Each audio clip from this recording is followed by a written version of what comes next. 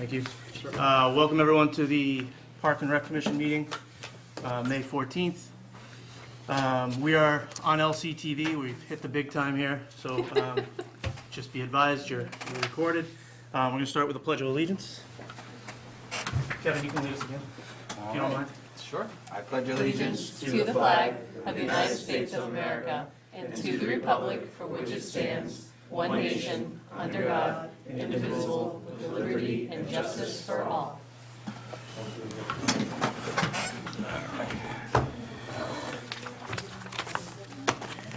All right, so just a note that this is our regular meeting, so unlike the last special meeting we called, we don't have 2.5 hours to discuss the beachfront. We want everyone to be heard, and we'll certainly, have a conversation. I would like to try to keep it moving when we get there. If we can do that, if you have repeat comments, perhaps maybe just say, I endorse what so-and-so said, and we can leave it at that if that's okay with everyone. We'll see how the conversation goes. But first, we do have to, reorganize with the election this past Saturday, so congratulations to Mike. He won his seat back, and Fred Freund, who's coming, but he will be late, also won, so congratulations to both of them. And I'd like to thank Chris Taglieri as well for running. He stepped up and was willing to volunteer his time, so thank you to Chris. So with that said, I need nominations for the chair. I nominate Mike Prue for chair. Second. All right, any discussion? I'm okay with that. Yeah?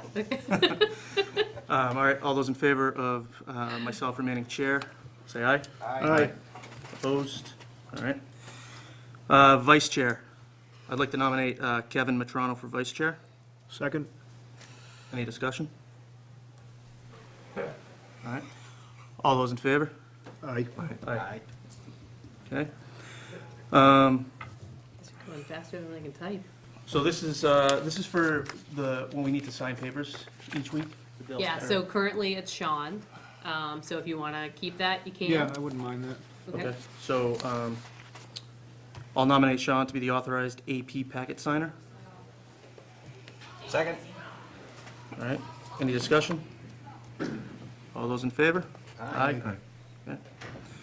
CPC representative. Kevin, that's currently you, correct? Nope, that's me. Oh, that's Mike, that's Yeah. right. You want to keep that? Yes, I would. All right. Yep. I'll nominate Mike for the CPC representative. Second. All those in favor? Aye. Sports council representative. Currently that's you. Yep, that's currently me. Given that we haven't started yet, I would like to keep it, but I'm open to suggestions from other people. No, if you wanted to, and I was gonna be your second. That's right, yeah. but- So if everyone's okay with that, I'd say let's keep that arrangement. Okay. Both of you. I nominate Mike Prue for the Sports Council rep. Second. All right, all those in favor? Aye. Okay, town building and space needs analysis working group. Kevin, that's you. You going to keep that? So, just to let you know, Fred does sit on the assessors board as well, so that could be a good position to look in for him For space needs. for space needs. But that's up to you guys. Yep. And Just that's wanted to something give you that piece of you can always. Can we wait on Yeah, we this can until table he it, let's comes? table it until he gets Comes, here. yeah. Okay, all right, so we'll table F. Open space and recreation plan committee. That was Gary. All right, so we need a new member, or we need someone new for that. And it's inactive currently, but it, during that time frame, should become active again in the 3 years. Yeah. Okay. Anybody want that? I'll do it. Kevin? Yep. All right, can I get a nomination for Kevin on that? Nominate Kevin Matrano, Open Space and Recreation Plan Committee. Mike, you want to second Oh, that? second, I'm sorry. All those in favor? Aye. Aye. And then the MOU with the Board of Selectmen and the schools, I'm currently the rep for that. I've been working with Mike Fontanella and Chuck sporadically. The ball is still in the school's court as far as hearing some of our concerns. So that really hasn't progressed much at all lately. Would you like to stay there? Yeah, I'll stay there. I think I mean, I've had a good working relationship. We worked to get the draft out, but this board has some concerns, so that's where it's been left. They know that. So I can stay on that. I think the next time we have any interaction, it'll be as a full committee anyway, so I'm happy to stay on as that. All right, I nominate Mike Prue for the memorandum of understanding with the Board of Selectmen and Littleton Public School Committee. Second? All those in favor? Aye. Aye. Okay. All right, thank you for bearing with us. So now we'll move on to the Long Lake Beach topics. So I've been speaking with Tim and Alicia since we last met, kind of going over the concerns we've heard. We know there's a petition out there. We've taken a look at that. I've read some of the comments as far as why people are signing it.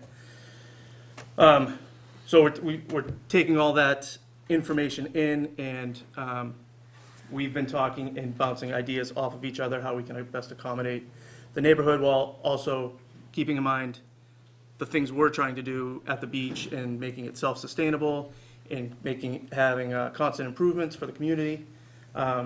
So we have some, I guess I'd call them concessions, but compromises, changes that we discussed. So these are not set in stone. The commission still needs to vote on them.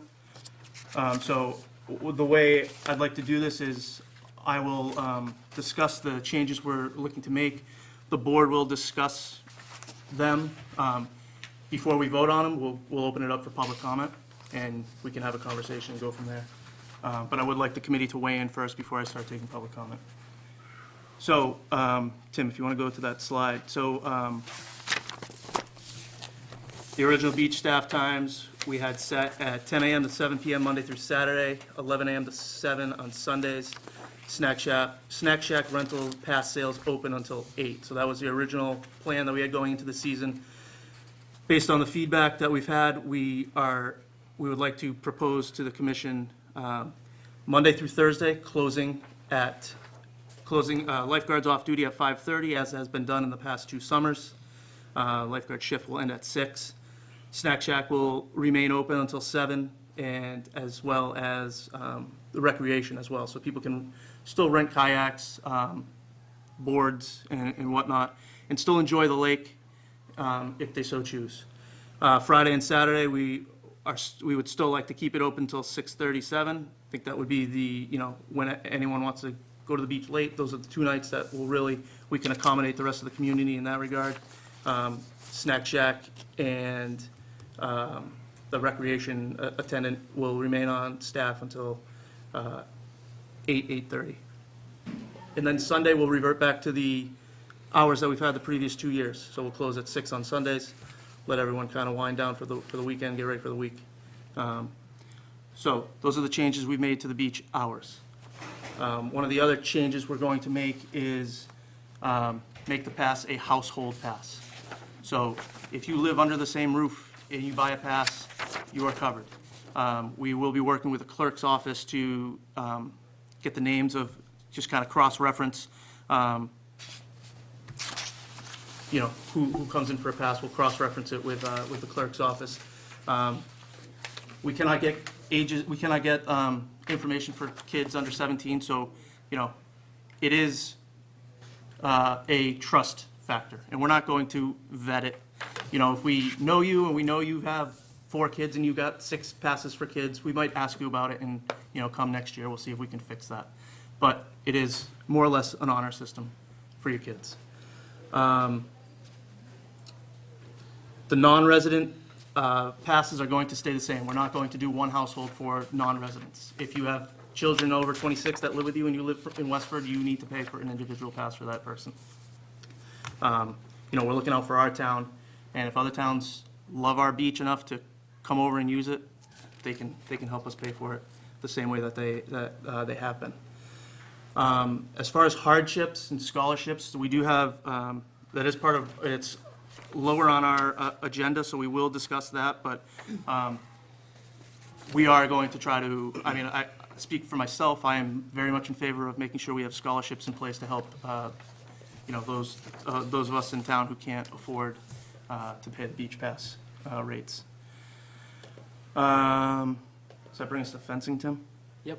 So fencing, we are not going with PVC white fencing. Again, we are not fencing in the park. I think I saw that again this week, which is a little discouraging considering we discussed that at length last week. We are not fencing in the park. One of the things we'd like to go to is you see it on the screen, these rope and post fences. I think you see the picture on the left, very much a beach feel. And then you see the gates that we're going to use, just a latch gate. And Tim came up with some great drawings that you'll see in a bit. And then on each gate, we'll have the stop, look, go sign, just to, raise awareness that you're either going out onto Lakeshore Drive or you're going into a parking lot. Take a look around. So this is Tim did a great job, I must say, on this drawing, but this is the idea that we have. We have a gate there, rope and fence. I very much like this. I think it has the beach feel, and it accomplishes what we're trying to accomplish, and that is increased safety. So that's the look from being on the beach. The last one was from in the parking lot. This one is a parking lot looking towards the boat launch. And you see that one has 2 gates.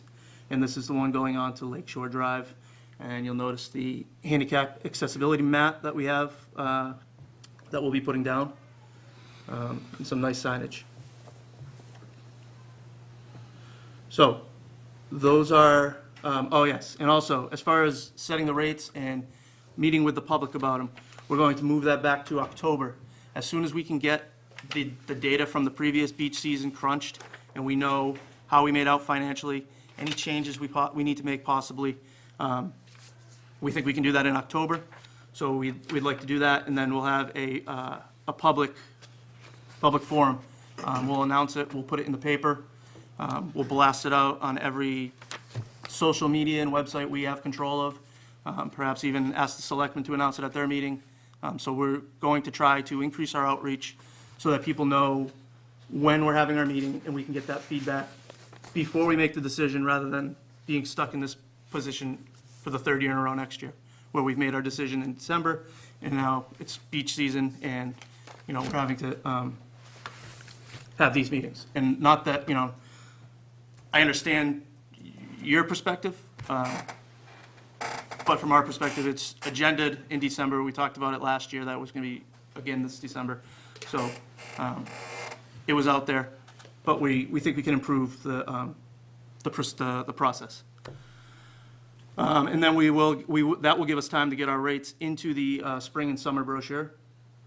So I think that's it as far as the changes we've made since the last time we spoke. Right. Yep. Okay.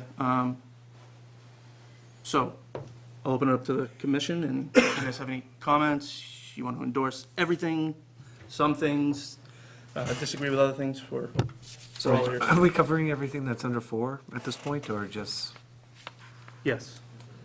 Well, yeah. have we covered, because there's still E Yep. we haven't So- talked about, right? So yeah, that's, Oh, right, yes, that's a good point.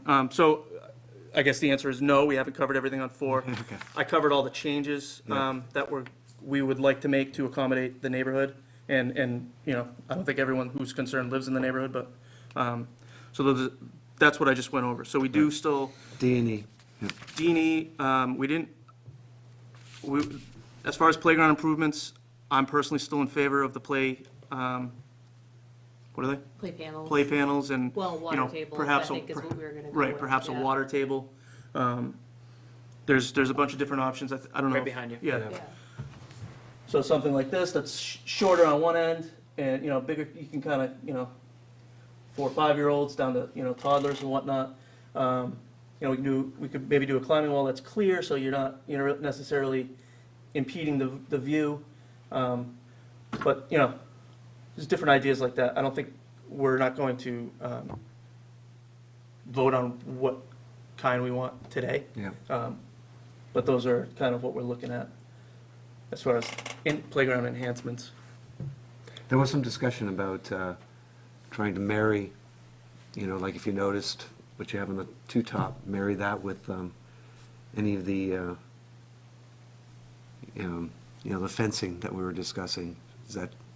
did They're you not discuss- connected to each other. Not at all, So, okay. no, yeah. So the I think the misunderstanding is that I think some folks feel that like the top part of the park is being fenced in, and it's not. It's just literally there is going to be fence that's as in between of the parking lot and road. That's it. There's no, The white partitions. yes, it's Behind like Mike. 1, 2, 3. That's it. There's no front, there's no back.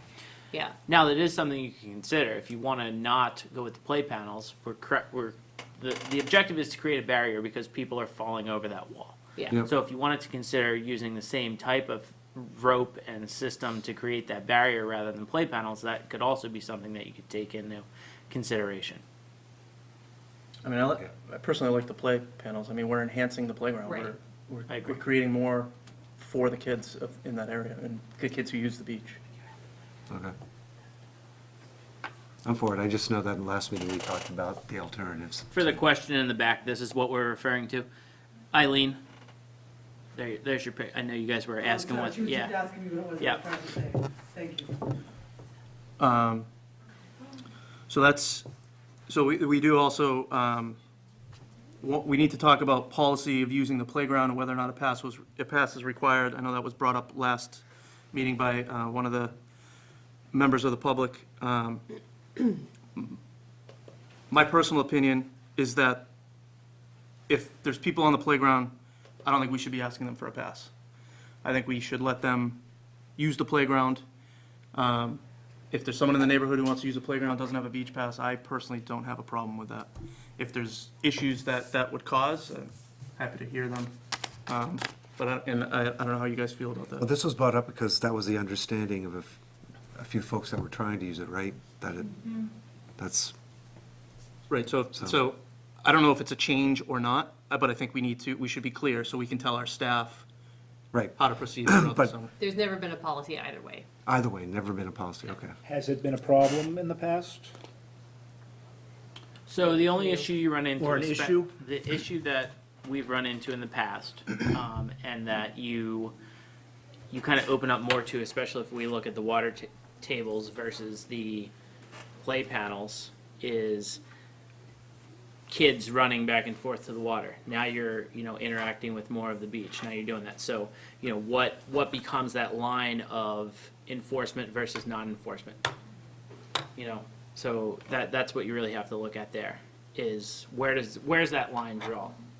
Are we here to use the playground and then, start using other things? The other thing to take into consideration and why this kind of came up is, it's for the use of the facility. So somebody who's coming to use the playground, they run the risk of, if they do drive, not having a parking permit and getting a ticket. Our people who come to the playground tend to also use the restrooms and other facilities that we have there. So it's maintaining and paying for all that stuff as well. You're currently at a point where we're pumping the tight tank between 7 to 10 business days at a cost of $800 a piece. So that's the other thing that you have to take into consideration. And the other thing to think about with the playground, because that's kind of more my world, is we still have to inspect them. We still have to fix them and, buy, like if one of the rock climbing holds comes off, we have to replace that. That's gonna come, you gotta pay for that somehow.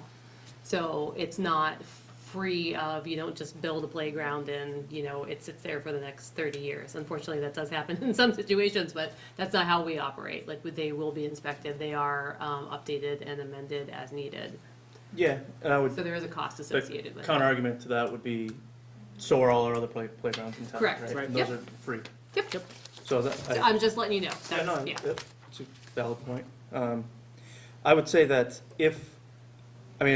based on the size of that playground, it's gonna be 5, 6, 7-year-olds probably topping out there. Yeah. So they're not going to be there by themselves. They'll have parental supervision, which, if the parents are then on the beach while the kids are on the playground, then we're asking for passes. If the parents are up supervising their kids on the playground, I don't see, even if the kid's running to the water to fill the play table, it's still, my mentality would be, it's still, they're using the playground. So that's just my thought on it.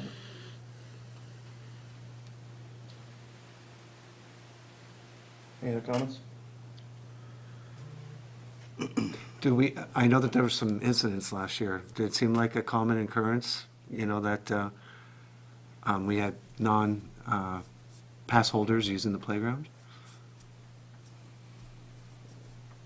I'll defer to you. Yeah, I don't really think that, we didn't really keep track of it, if it was non-verse, pass hold, that's, more so than not, yes, it was. People who didn't have passes, who were, oh, we're just here using the playground for the day. They come down, we have people who come down and they picnic, so they use the tables behind the playground and stuff, so, I mean, it's up to your guys' decision. I don't think it's one way or another. It hasn't risen to a level where it's been an issue that needed to be addressed in the past? We've never had a policy, Yeah, so. we've never had a The- policy, so we've the- never really enforced it to that level. There was a complaint, it was brought up at the last meeting, that the staff did approach, a few parties on it. And so I think that's more, we come up with a policy and we work with our staff to enforce it, whatever it is. I tend to lean towards Mike and say, let's do it, and if it looks like it is becoming an issue, if it's, if people are taking advantage of it and, Tim brings up, using the water, going to the water and not necessarily just utilizing the playground, then we can revisit it next year. Yeah, I That's think that where, makes sense. that's how. I think that makes sense. What does your fence have to do with safety? Hold on.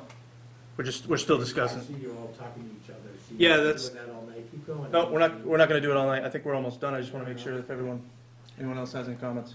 I sort of agree, or I think that the playground is part of the bigger beach facility. And I think we put the young staff in a position of having to approach people and maybe sort of confrontation with, no, I'm not using the beach, I'm using the play pad, or the playground. And then if they go down to the water and they go down to the beach, then the staff have to sort of do that sort of confrontation again. So I think we put the staff in a precarious position. How about not having a confrontation? And I said revisit it at the end of the year. I don't see a reason why we can't do it on a week or a month basis, the next following meeting. I think it would be, well, I mean, I think it's It tough. looks- So we're gonna, have them track how many times they see somebody at the playground and then go to the The question, water. I guess the question I have is there a problem? I guess we can just see if it'll be all anecdotal. It's not gonna be sort of, data driven. It's gonna be, well, we had 5 families who were, sort of abusing this sort of policy. It's gonna be anecdotal and then, but that's just my concern. I mean, Yeah, no, I think that's valid. But even 5, I think, would be too many, if it is a problem. The only thing that I would suggest or throw out there is that we don't really want to change the policy with the community and staff halfway through a season, because it's just confusing No, for it's gonna be either everyone. So I think that's something that, we make a decision, we stick with it, and then, if we come back to this meeting, if we're deciding that we're gonna, meet in October and have this discussion, then that's the time that we really want to talk about it. I'm fine with that. I think after this meeting is done and our policies are set, I think it'd be nice if we could kind of hit the reset button as far as the neighborhood goes, and they have faith that we're going to maintain the beach and do the things that they want, and we can have faith in the community that the rules that we've established will be followed. We're only doing it to maintain the beach and to keep it self-sustainable.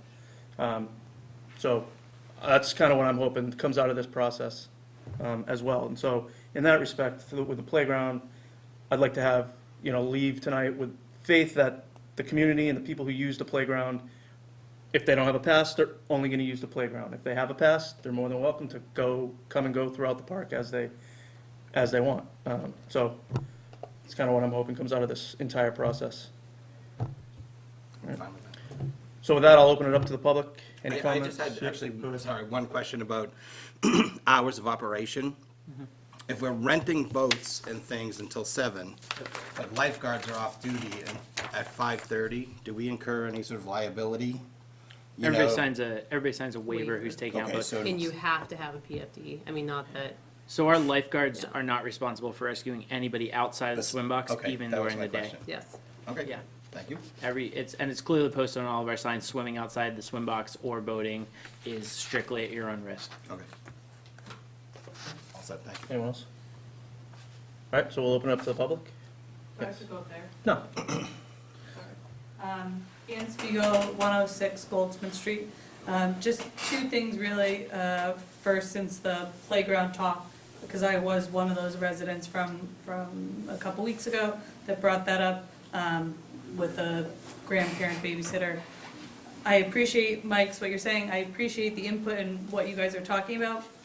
Being a teacher, I would love for you to collect data instead. I understand, right, I actually was a lifeguard years ago, so I get what you're saying with it would be tough, but at the same time, I think it would be easier than anticipated, especially because usually I'm sure you could just spot the majority of like, do they have a bathing suit or not?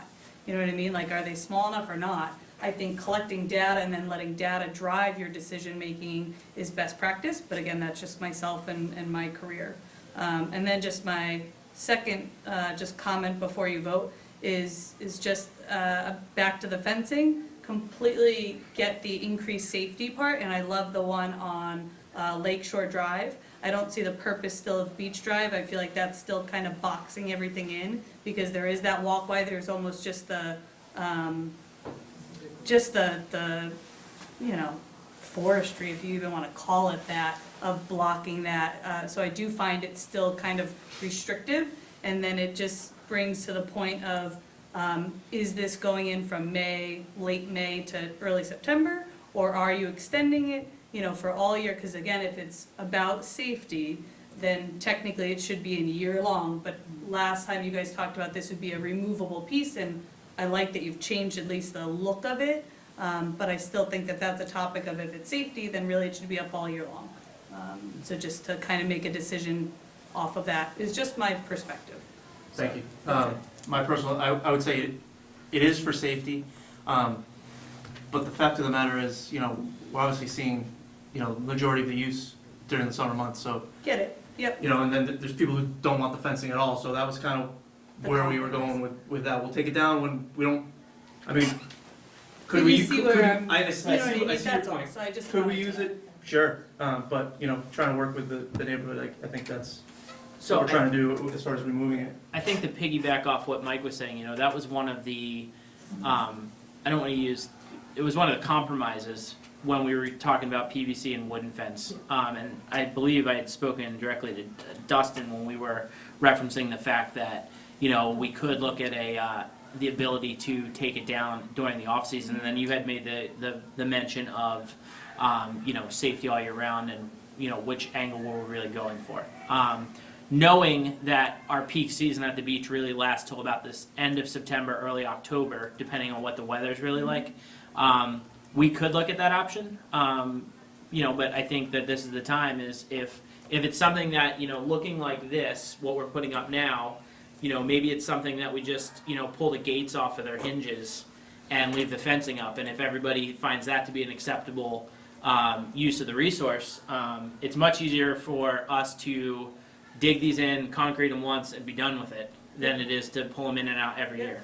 And if everybody, you know, feels that that's a viable solution to, you know, the conversation that we've had in the past couple months, that's personally what I would like to be able to do. Sorry, and I guess can I just say one last piece? Yes, please. Sorry. I appreciate the comments about the other parks in town are open for the public and free. So I respect the fact of maintenance stuff, but I do think that just keep that in mind of, I really strongly encourage collect data, let data drive your your decision-making, similar to what you ask your teachers in town to do on a daily basis. So, Okay. thank you. Thank you. Can you go back to is this the fencing that you were speaking about that you didn't see the need for? Or was it a different picture? No, the other, To Beach Drive, Beach this one Drive. right here. So the one, oh, sorry, wrong direction. What's it safety for? Just the kids, I mean, I can see like kids Right. running Somebody across, not like the other. driving in because. No, kids running out or Yeah. riding their bikes out. Which, and to get to the snack shack, I mean, really, that is completely, I can see exactly what you guys are going for. Right. I completely respect it having a young child. It's just this one, the barrier already seems, to me, my perspective, is that it already kind of seems there. And so the beauty of the lake, So, but my perspective. I can do this for you too. Thanks. Just so everybody has a reference point. I kind of do it.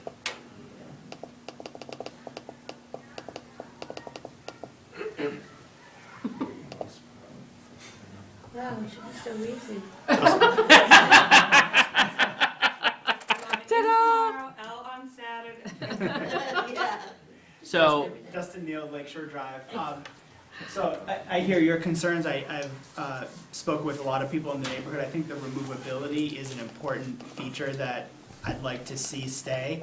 The safety equation, though safety is a year-round concern, the safety equation has two sides to it. Sure, we have more traffic of kids during the summer, but we also have a lot more traffic of cars during the summer. And you take the cars away, and then the kids that are playing in the off times aren't near as much, not as much traffic, particularly with people hitting deadlines for swim lessons and things like that. So I think the removability is a big factor for that reason, but also for sort of what little wildlife does go through that corridor gets funneled between the houses and the shoreline and passes through there, and it's pretty, an unnatural thing. It's to be determined if, geese and foxes and stuff will be deterred by a rope fence. They might not, I don't know.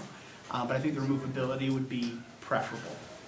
And one of those pictures had that sort of like netting style nautical fish net. yeah, I can go back to That's that. bad news for birds. Geese get their necks caught in that and kill themselves trying to stay away from that stuff. So these are all Just just options. examples that we had talking pieces, and once again, trying to find solutions that, what does everybody like the best? This wasn't, nothing's been decided on, and I believe the first picture is actually the kind of in discussions we're I've had going. with everyone, that was kind of where we were leaning towards Yeah, to make it more I of a think the first landscaping. one's a very good compromise. The middle one just bad news.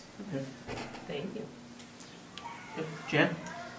So firstly, I want to thank you all because you clearly gave a lot of consideration to our concerns last week, and it's a really nice thing to experience with our town government, so I appreciate that. And I like, all the changes you proposed. In terms of the playground, I support your thinking, Mike, because I think that, well, as you said, if it becomes a problem, you'll find out.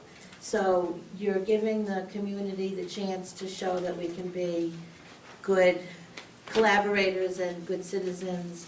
And I think it just, for the lifeguards, they just don't approach anyone while they're on the playground. So if people plant themselves later on the beach, then they go over to them. So I think it's, not as complicated as it kind of sounds when you think, oh, is this person going from here to there? You just leave them alone while they're up there. So I like your approach. Thank you. Anyone else? Yes. So first, I'd Please like have to, it. Eileen Weena Gardner, Thank you. Maplehurst Road. First, I would like to say thank you to everyone for their consideration. Clearly, you put a lot of thought into it this week. I still have some questions. I want to share just a couple of things. I did do an informal poll on the Littleton Moms page. I know it's not the best resource, that's what I had in front of me. I do want to say that I never said fencing in the beach. I said around the parking lot and headed over to Beach Drive. And one woman asked me, and I went and I met a few people down the beach and talked about what they meant, because I care that much about it. I was like, you're gonna go walk? Let's go down there. This is what it looked like. With the one on the beach bar side, I said, I don't know if it will go all the way up to the property line or if it will end down here, but it's gonna run around here. There'll be something you can walk through. So I put the questions up online. To the question of the fencing, there were 81 respondents, 69 or 85% of them said no, 14% said yes, that's 10, one said, I don't care. And there was one other one that said other, but she basically kind of agreed with the fence for the aesthetics, so that's what I put that in with the yes to the fence. For charging families for access to the lake, there were 102 respondents. By family, 44% said 44 people, or 43% said by family. 47 people or 46% said one pass should cover a whole family and their guests.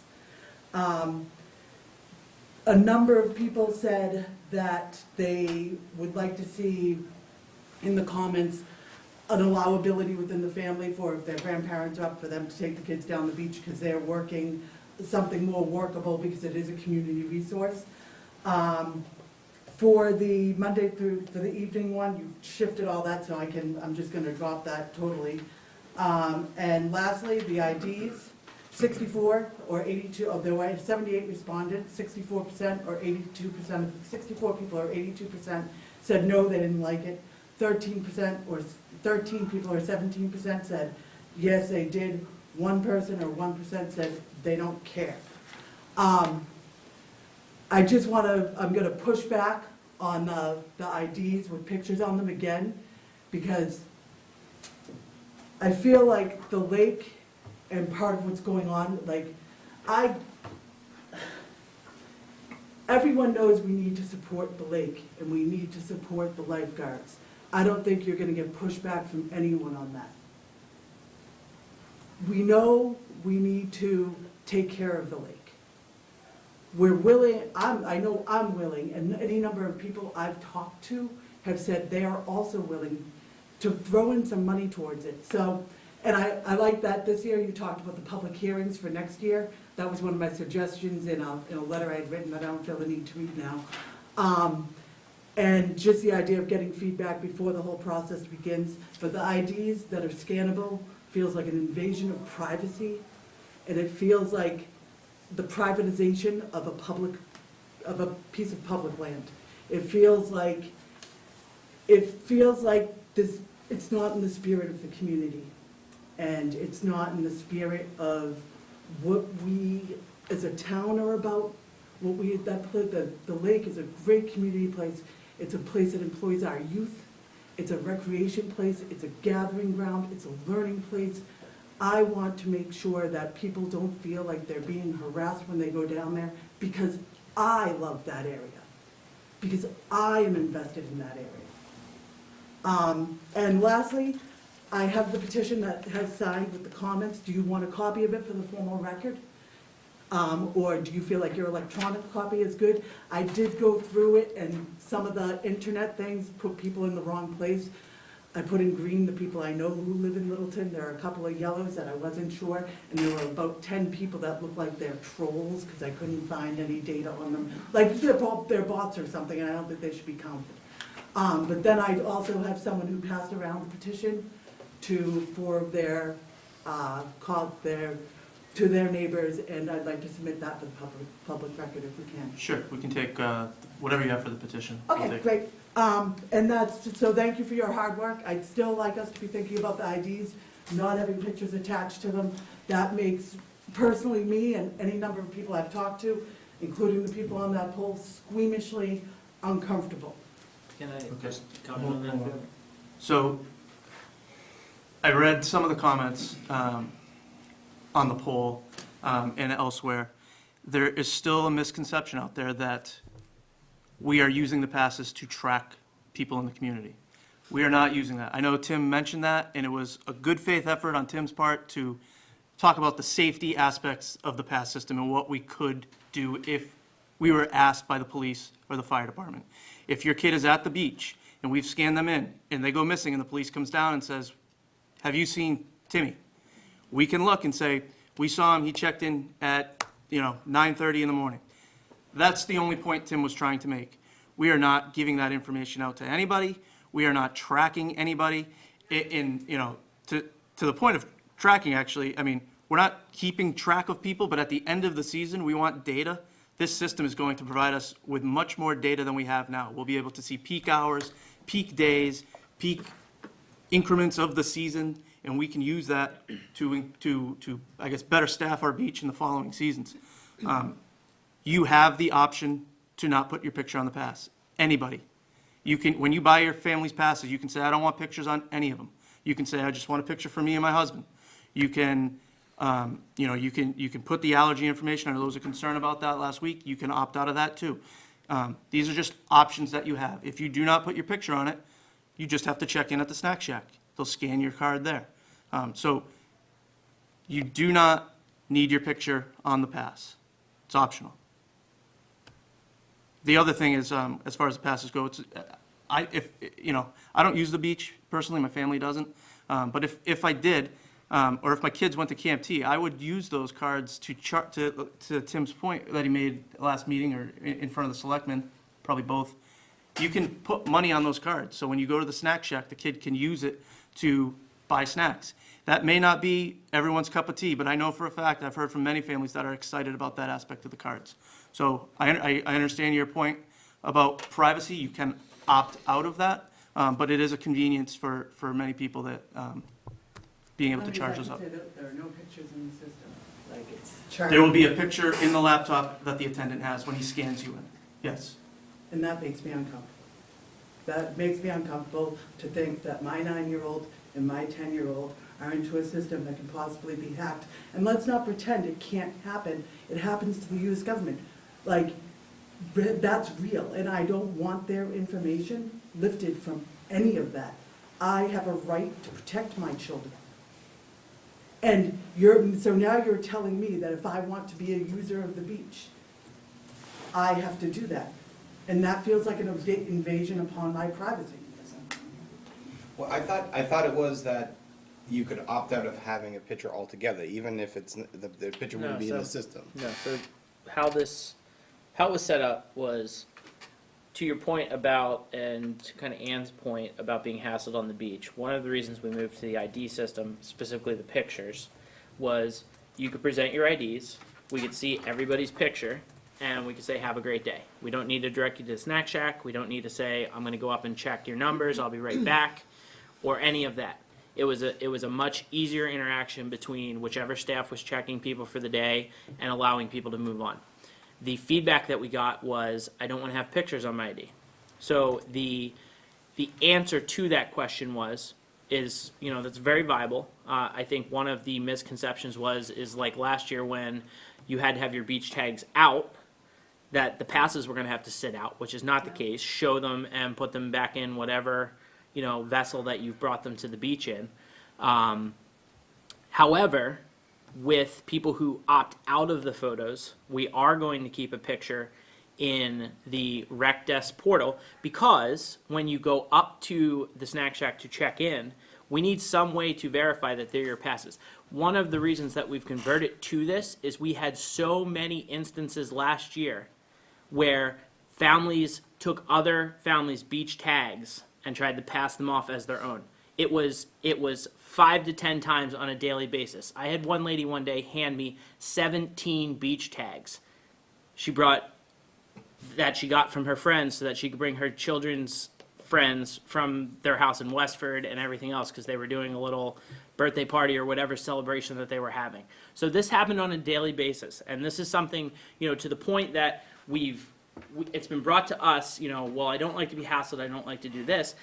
This is also to make it easier on the staff, because people were being nefarious. People were trying to buck the system, to not have to pay for their family, to not have to pay for an individual, to not have to buy a day pass. And this was kind of the solution. And like I said, in a more global perspective, as we continue to grow, as we continue to use our programs, this system also gives us the ability to put these into our other systems. So when kids check into camp in the morning or check out, we're able to use this across so many more platforms. And this isn't a new system that we're using. If you go to any kind of YMCA, if you go to any kind of club, most places will have a photo ID. If you go to pools and tennis clubs of such, you're going to see a very similar system where either your picture's in a computer system or your picture is in on a card. All of our students have school IDs that their picture is located on. We all have driver's license. We all have IDs that, that's there. It's a very real part of our reality. And, to the point of kids being safe, I can tell you that our system, it's something that's going to be used in-house. And I would venture to guess that a lot of the users, who are, also saying that they don't want to have their kids' database here, a lot of these photos are already out there on Facebook and Instagram and everything else that's going on. So the security system and, kind of that, I don't want my kid's picture out there, that's, you know, that's, it, most of us have a pretty big data footprint that our children's pictures are out there somewhere already. So I'm gonna push back a little, and I'm going to say that most of the time, when you're talking about people having photo IDs to be in a place, you're talking about either A, adults, or B, people who are members of private clubs. I'd like to know how many people accessing a public park have to have a photo ID that gets them access to that public park. I mean, we can pull the MRPA or the NRPA, but that's That would be- quite common that would that be- you see that That would be from good to know. state to state and from location to location. I'm more concerned with Massachusetts. and I our understand that, law- but I'm telling you our laws, nationally. And I still will push back on it, not having my kids' pictures in there, because I can go down and you can say, hey, Eileen, I need to see your license, and I can whip out my license and be like, these two little thugs are with me, and they're mine, and their picture isn't in the system. And that's, you know, that would be a lot more, it would make me a lot more comfortable. And who doesn't carry that? I mean, I never carry my license on me, but I would if I had to, like, to bring your license down. It shouldn't be that hard, and it should be doable. Is that And we another option should- that we can do? Well, I guess- We should regard the privacy of people using the public park. I guess then you would support, or people, the general public would support, if the staff were saying, well, you don't have an ID, or you don't have a parks, you know, the rec track ID, can I see a license, then is that gonna be harassment when we reconvene next year and say, you know, well, what worked, what didn't work? So if somebody, if one of the staff members says, okay, great, I don't see your rec ID or your rec pass, may I see an ID? Hopefully, Are at we the, gonna circle back and then say, they're harassing people coming? hopefully at the end of the season, when you do a survey, because I know, like, I loved what John Kazajian did with the half-day programs, that he sent out a survey on Survey Planet, said, was this working for people? How's it going? Let's check in on this. What do people think? And it's not even the end of the year. So, yeah, you may get pushback, you may have to change it. These policies are only 3 years old. Kevin, if I can just, because I was one of the resident, or I was the resident that talked about that harassment with my parents and in-laws, and I think, again, right, perception, unfortunately, you know, you may do everything correct this summer, and then there could be another me, right, new to the town, didn't come to the meetings, didn't know the backstory, and their perception, if it is that they felt that it wasn't necessary, or there's a misconception of what they're allowed, like, that's gonna happen regardless. I'm sure, No, but no, okay, my I just- question is, are you, the folks that are not, are resistant to the IDs, are we gonna get the support from the Sorry. community? I Saying, just- well, this is okay. something we've talked about, and being asked for an ID isn't necessarily harassment, 'Cause- they're doing their job. And I just hope that, I'm just saying, I hope that we get the support that, you know, from the That you community deserve. that you're demanding. Yeah, But what we can do and it's a is, strong word. you know, we're gonna ask them to, you know, I assume when they get the beach pass, there's gonna be a process where they can opt out for not having their picture on it. So there's a process in place there. Correct. We could also put and say, well, in lieu of that, we can ask you for your license. And if they don't agree to that, then we can say, well, the other alternative is having it in the system. So. And I think having it stated, right, just like playground, no playground without, you know what I mean? Like, if you state it up front, then at least then there's policy, literally, the, you know, 15, 16, whoever's working year olds can just point to it of, this isn't, you know, my policy, it's above my pay grade, you know, please bring up our policy with, you know, those, I don't know, I just So stated. I go back to the point. We didn't do this as much of an issue that we were having with people who have government-issued driver's license. The problem is you had parents who were bringing multiple kids who otherwise would have needed to buy a pass or a day pass and trying to pass them off with the tag that didn't have any type of identification. So the argument to, you know, not having this, not having a record of whose pass that is, it's totally null and void because it just completely creates the same situation that we were in last year. So if you have a bunch of passes that just have a name on them, no picture, there's no picture to match them to in the system, there's no way to vet this, and anyone, especially since we changed the policy, that how many people are in a household, it doesn't stop anybody from being able to say, I have 6 children, and, you know, bringing their neighbor's kids from Westford every single day. Because they babysit, or because they nanny, or whatever the case may be. Well, we're not saying they can't cross-reference in the computer. What we're saying is, You with the can't license. if they don't have a picture. No, but if they have the pass and their license, then you can Well, that's for the cross-reference. adult, but That's an what do you, when that adult brings 5 kids, and they have 5 passes with just their name on it, our staff isn't going to be able to say, okay, this is Tommy Smith, this is Megan Smith, this is Amy Yeah, but Smith. the person who has the pass, that will correlate to what their household is, To right? that individual person. Well, and to their household, Yeah, correct? but, so let's just say your sister lives in Westford, right? Yeah. And you, now that we've changed our only other policy that was households are capped at a certain thing, right? Your sister has 3 kids. You happen to watch them because that's your sister's, you know, function of babysitting. So you just apply for, you have Bree and she has her 3 kids. Now Mike Levesser and his wife have gotten 4 kids passes. And they didn't want their pictures on them, so now there's no way to check that. So each kid has to have a pass. I thought the pass was gonna be by family. Everyone over the age of 3 years old. Okay. Cindy? So it's my understanding the middle school students and the high school students have photo IDs, every student, correct? Yep. Correct. So how is this system really different from the system they would have at the middle school or the high school? Is there? It's not. It's not.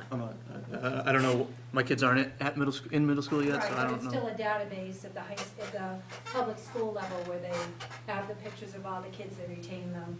That's how they create the IDs. Correct. And I look at it as far as the younger grades go, every kid gets a school picture.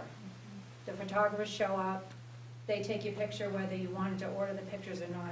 Those all are put into a database. Right. Correct, so I'm not really seeing the point or the problem with having you have the photo IDs. I understand, I can appreciate not having them on the pass, especially with the child's name.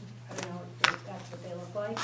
I can get that from a safety perspective personally as a parent. But as far as having them in your database, I don't see any problem with that personally. If there's any. So that's what the typical one looks like, but Right. it does or does not have to have the picture on it. But Right. yes, we would like that in the system. And Right, so that's that for- is optional. And that's for kids as well? We just get your name? I'm sorry, Ian Weedy Gardner, Thanks. 25 Maple Horse Road. Just in terms of this picture here, that would apply to the kids as well? That would have their- Yeah, or you can opt out of putting Bring it your over. picture on it. Yeah. Right. Okay. So if you have kids and you're buying passes, the picture doesn't need to be on there. Okay. It It would will be be- stored in the, When you go to the snack shack to check in, our attendant will have the picture on their screen. But that's the only time it would be available when they scan you in.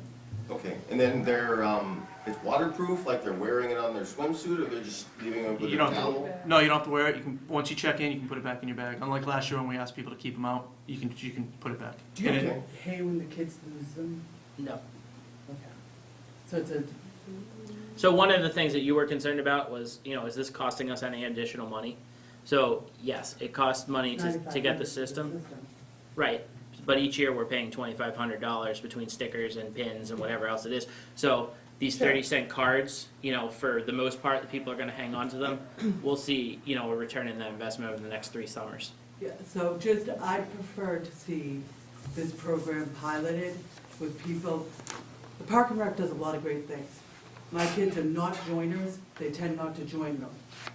I would prefer to see this program piloted with programs that people, I wanna say voluntarily joining with the Park and Rec.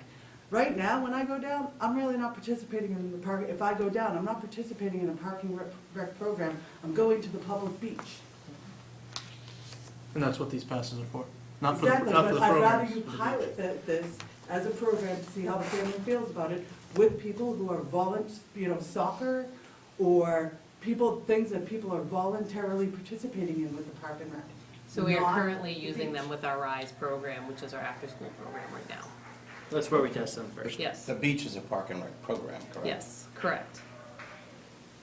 Jan had her hand up a while ago. Well, I'm just curious, because I don't have little kids anymore.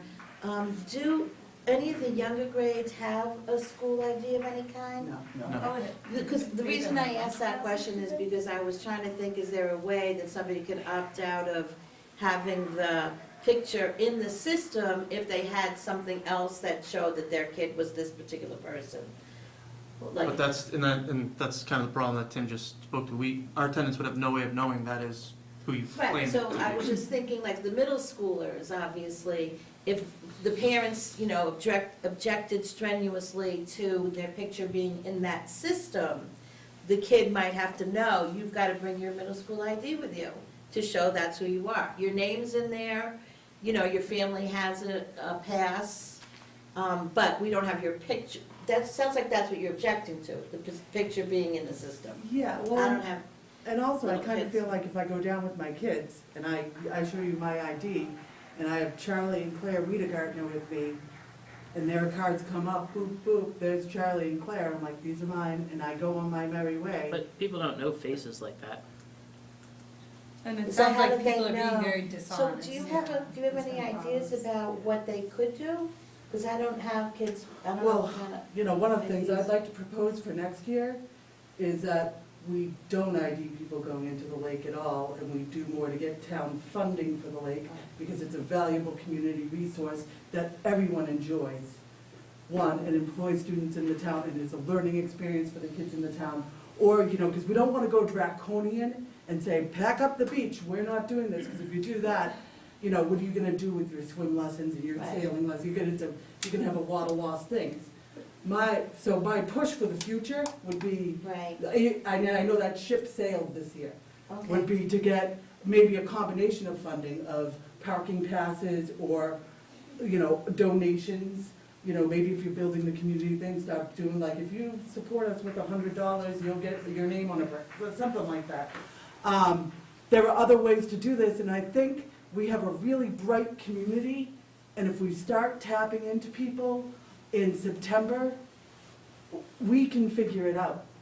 Eileen, I do want, just from the school perspective, like with the middles, I know in our daycare, my daughter's picture is, you know, they take it for their school picture. Oh, And sure. so to me, the digital footprint, whether we like it or not, like this is society and where it is. And so to have the option of having it just in the computer base for the lifeguard, I feel is not a problem. I appreciate the fact that you don't have to have it on the passes. So, I just can't think of a solution. Yeah, I I understand what think your that that problem is a is. good solution, that's a great compromise. Thanks. so in terms of, I believe you had mentioned you used an example of someone organizing a birthday party at the lake and borrowing neighbors' passes and things of that nature. So we have two children in our household. If one weekend, they both go down under our pass, and then the next weekend, one of them has a sleepover, so the child that had the sleepover with a friend, they go both down, and the other one doesn't go down. They're utilizing the same amount of resources in terms of our household and the number of people in it. One stayed home and played with their friends, not at the lake. That's the part I just don't get, where it's like, you're not taxing any additional resources beyond our family if one of them stays home and the other one goes down with their friend who happens to live the next town over. You're not, whether it's both of our kids that go or it's two kids. If it's one of our kids and a friend, that's two kids. If it's the other of our kids and a friend, that's two kids. As long as one of them stays, you're not utilizing any more of the resource. That's the part I just don't understand. I think I understand your point, but then if you expand that and then you have a family who uses the beach 5 times a year, and you have a family who uses it 10 times a year, but they like to bring a bunch of people, they can go to their friends and say, hey, let us have your passes. Right. And, you know, then they're bringing, you know, whereas the family who goes 5 times a year wouldn't necessarily be using the beach as much as the other family who's utilizing their passes to bring more people down to the beach. So in that regard, they are taxing the staff. They would be taxing the staff more. In the situation you described, you're right, you're not. Sure. But that's not how we typically see it.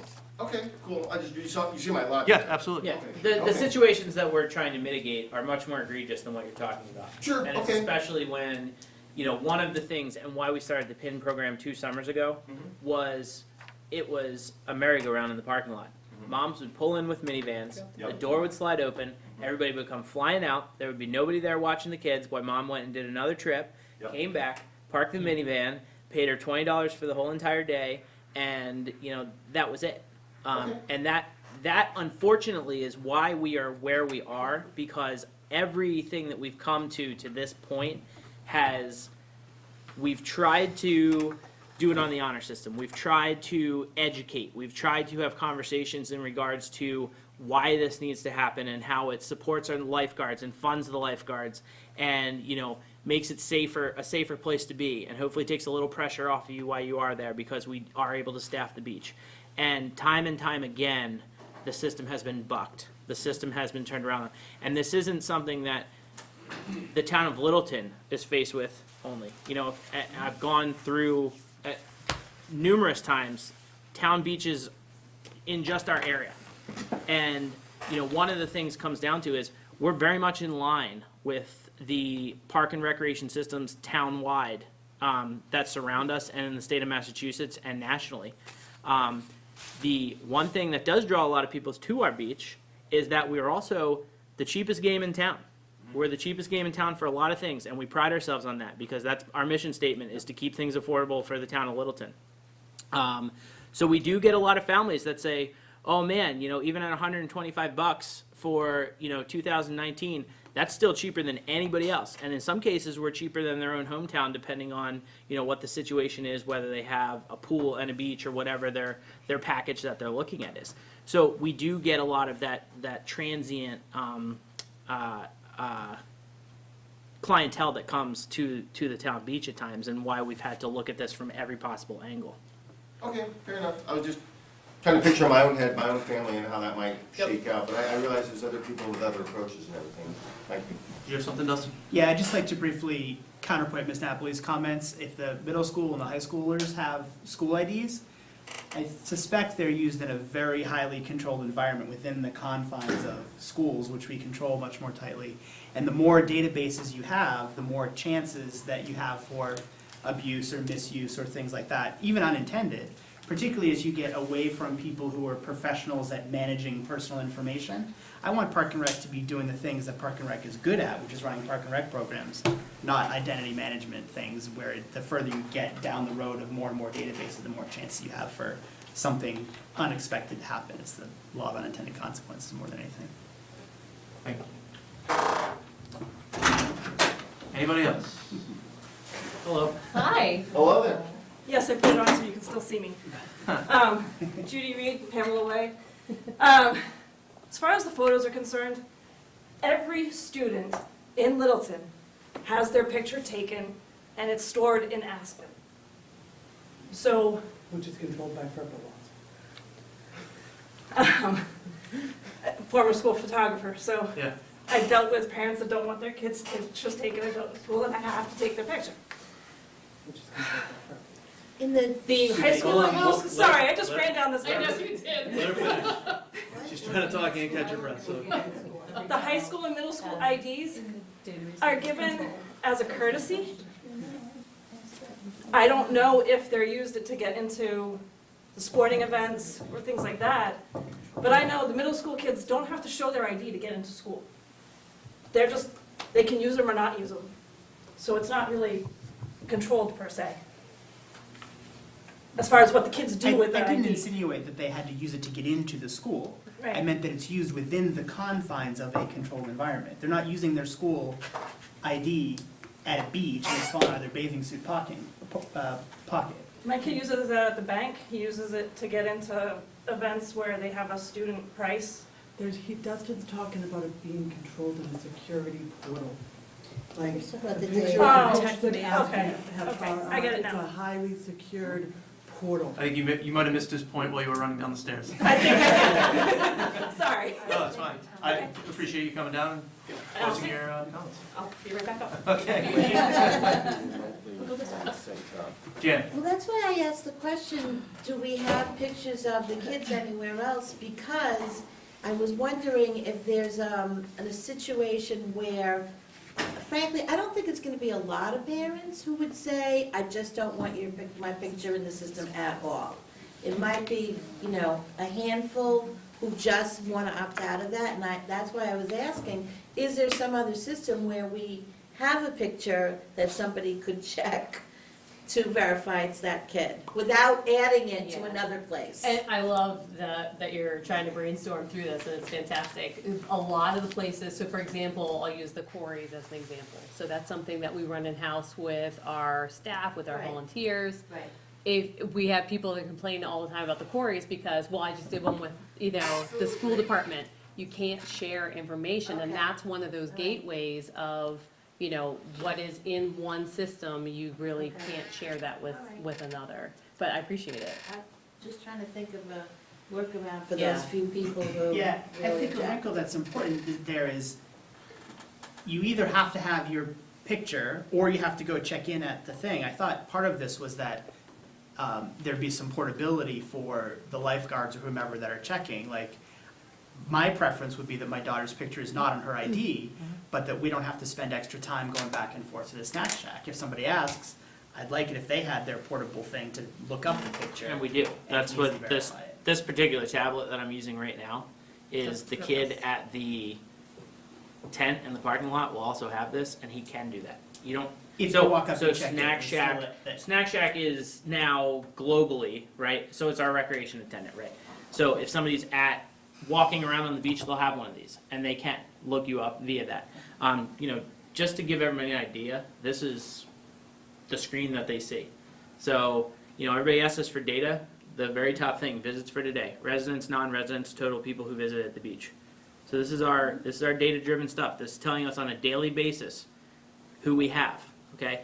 As they scan in, it just tells us that information. It tells us, you know, we can figure out residents, non-residents, what time are people visiting the beach. When we have the conversation in October, November, this is gonna be able to tell us, you know, is it worth staying open until 7 o'clock, or, you know, is that absolutely right? Nobody visits the beach after 7 o'clock, so we shouldn't, you know, even worry about it anymore. We're gonna have those to look at and be able to really, you know, tell us what's going on. You know, that was the point of this. And, go ahead. It would be nice if you let households purchase one guest pass. That would be like Weeda Gardner guest. Say For say- an additional fee? Yeah, like say it's like, say you call it $15, right? That I can purchase a guest, like just one, that'd be a Weeda Gardner guest, and that's someone I can bring down the beach with me. I think, So that's what a day pass is, and that's only $3. Yeah. And you can purchase as many as you But want. for an infant amount, let's say like a babysitter, right, like. So you can put a nanny onto your, One. yes. Do you know what I mean? Like grandparents, they like to go together, no Right. offense, if you have kids. Mm-hmm. Family lives by, sorry. That's a good It's suggestion. just an interesting point, it's a good point, it's just clever, that's all. like just another way to allow, because as I said on that poll I did, a lot of the comments were people saying, I want to be able to get 5 passes for my house, and say, I can go down with my 3 kids, or I can go down with my husband and, or my husband's at work and I can go down, I can use The his pass. Discovery Museum uses that type of, like, you buy a pass for 4, you can, once one person on that pass is in, then technically I could go in with 3 friends and not just myself, my daughter, and Oh. my husband. Overwhelmingly, the mothers that answered that survey, and I'd encourage you to maybe do a broader survey, overwhelmingly, that's what people wanted, because that's part of the community feel of the beach. That's part of the community feel of the lake. So I'd encourage it. I mean, I can't make you do anything you don't want to do. So you're suggesting, so you have 4 in your family, so you're Well, 5. 5, sorry. So 5, you buy a pass, a family pass, $5 for $60 for your family. And then you optionally buy another pass for $15 on top of that, good for the season. And so you would essentially have a pass for 6 people. Right, or like, you know, if my daughter has a sleepover, if my son has a sleepover, I mean, you're probably gonna make money off of that at the end of the day, because I would be better off buying a day pass, but for the convenience of not having to go over to the snack shack, it'd almost be worth it. Yeah, I'm just Because trying to figure out a if I way, go to the snack shack, I'm down $20. I'm just trying to figure out a way to go along with your example, the example I used earlier, where we have kids that sleep over and stuff, and I don't wanna be one of those people in your example that don't sound like they're, you know, that do sound like they're abusing the system, so. Just trying to think of ways in which Let's, our approach to using the beach can work for buddy, I guess. How does the commission feel about that? Fred, welcome. Yeah, thank you. I'm Mike Brew, we've never met. How you doing? Well, this is Fred, everyone, newly elected Park and Rec Commissioner. So I don't know if you're up to speed on this whole thing, but I tortured Alicia and Tim quite a bit Yeah. yesterday, so Okay. I've got some. excellent. So I don't know if you guys want to wait. I think if that's a major concern, I take Eileen at her word that it was a concern amongst a lot of parents. I think it's a good idea. I think potentially not that it's the driving force, but I think potentially we could make money off of it. If you buy an additional pass and it's used 3 times, I doubt that'll happen. I think it'll probably be the other way around, but I think it's a good faith. Well, then you'd have data at the end of the season to say, like, this is how many families brought down other people And that that could be weren't a in. residence thing only again. Right, that could be, Not that an could be said, that could be a out-of-town. I guess resident currency. the issue that I'm just listening to Alicia, that could essentially be used for anybody. Yeah. Right, if we did that? So you would buy a pass for your 5, and then you'd have an extra pass with no identification on it, so you could hand it to Dustin to come down with you. But if it's paid for, right? it's But just a if it guess. says. It's if it paid says for, we- but at a highly discounted rate. If you it know? says Weeda Gartner guest, and there's one with that, and you Yeah, I scan guess my that- pass, that's and true. it's Eileen Your Weeda last, Gartner, have the and you're last like, name on it, who yes. and dog, like, it would have a name So- attached to Is it, the so that system set person up would for have to be. That's what we don't know, so we would have to do some research to figure out what would work in our system. So this isn't something, we haven't, with all the ID stuff that we've done, we've tested and tried everything that we currently operate, months in advance. So, this idea, though it's a great idea, is something that we haven't tested in the system and don't know how the system would react to it. That's the only, So yeah. I think one thing that's fair to point out is, at the end of the day, with the rates and what we're looking at, we are really, this is the breakdown. So if you have a family pass, $60 for the season. Top is number of visits. Our average number of days that we are open is 62 days a year, historically in the past 5 years. So that's what you're looking at. If you have a household and you're using the pass that much, our average family last year was coming somewhere between 15 and 30 days. So, if we pick 20 in the middle, you're spending less than $1 a day to come to the beach, to help fund the lifeguards, to keep a safe environment, to keep the bathrooms open, and everything else. So I think when you break it down into this perspective, I don't think it's a big ask, to even say to bring a guest to the beach and to have them chip in their $3 for that one day.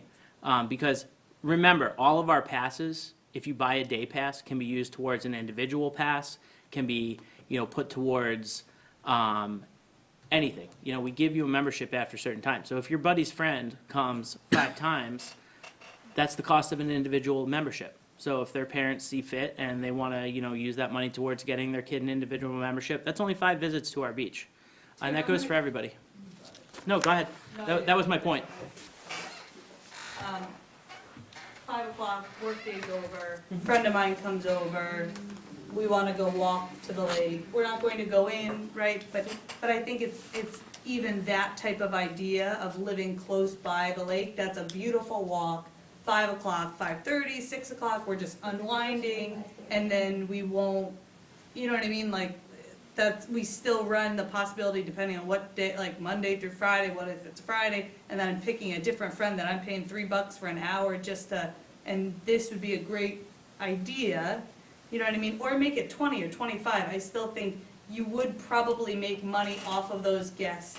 And it would be interesting to see if your computer system can handle it, like, I don't think you're looking for a decision, I think it's just looking for consideration to what I think is a valid idea that could potentially, right, how many times am I really gonna bring a friend at 5 o'clock, 6 o'clock to use that one guest pass?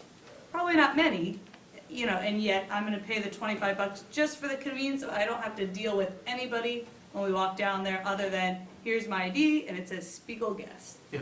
Just Yeah, no, something to consider. I think it's a good idea to Alicia's point. we need to, it's something we need to explore more and see how we can do that in our system. You know, just to be transparent, we may not be able to do it. So it may not happen this year. If we, you know, if our system, you know, maybe our system needs to be improved and that enables us to have that capability.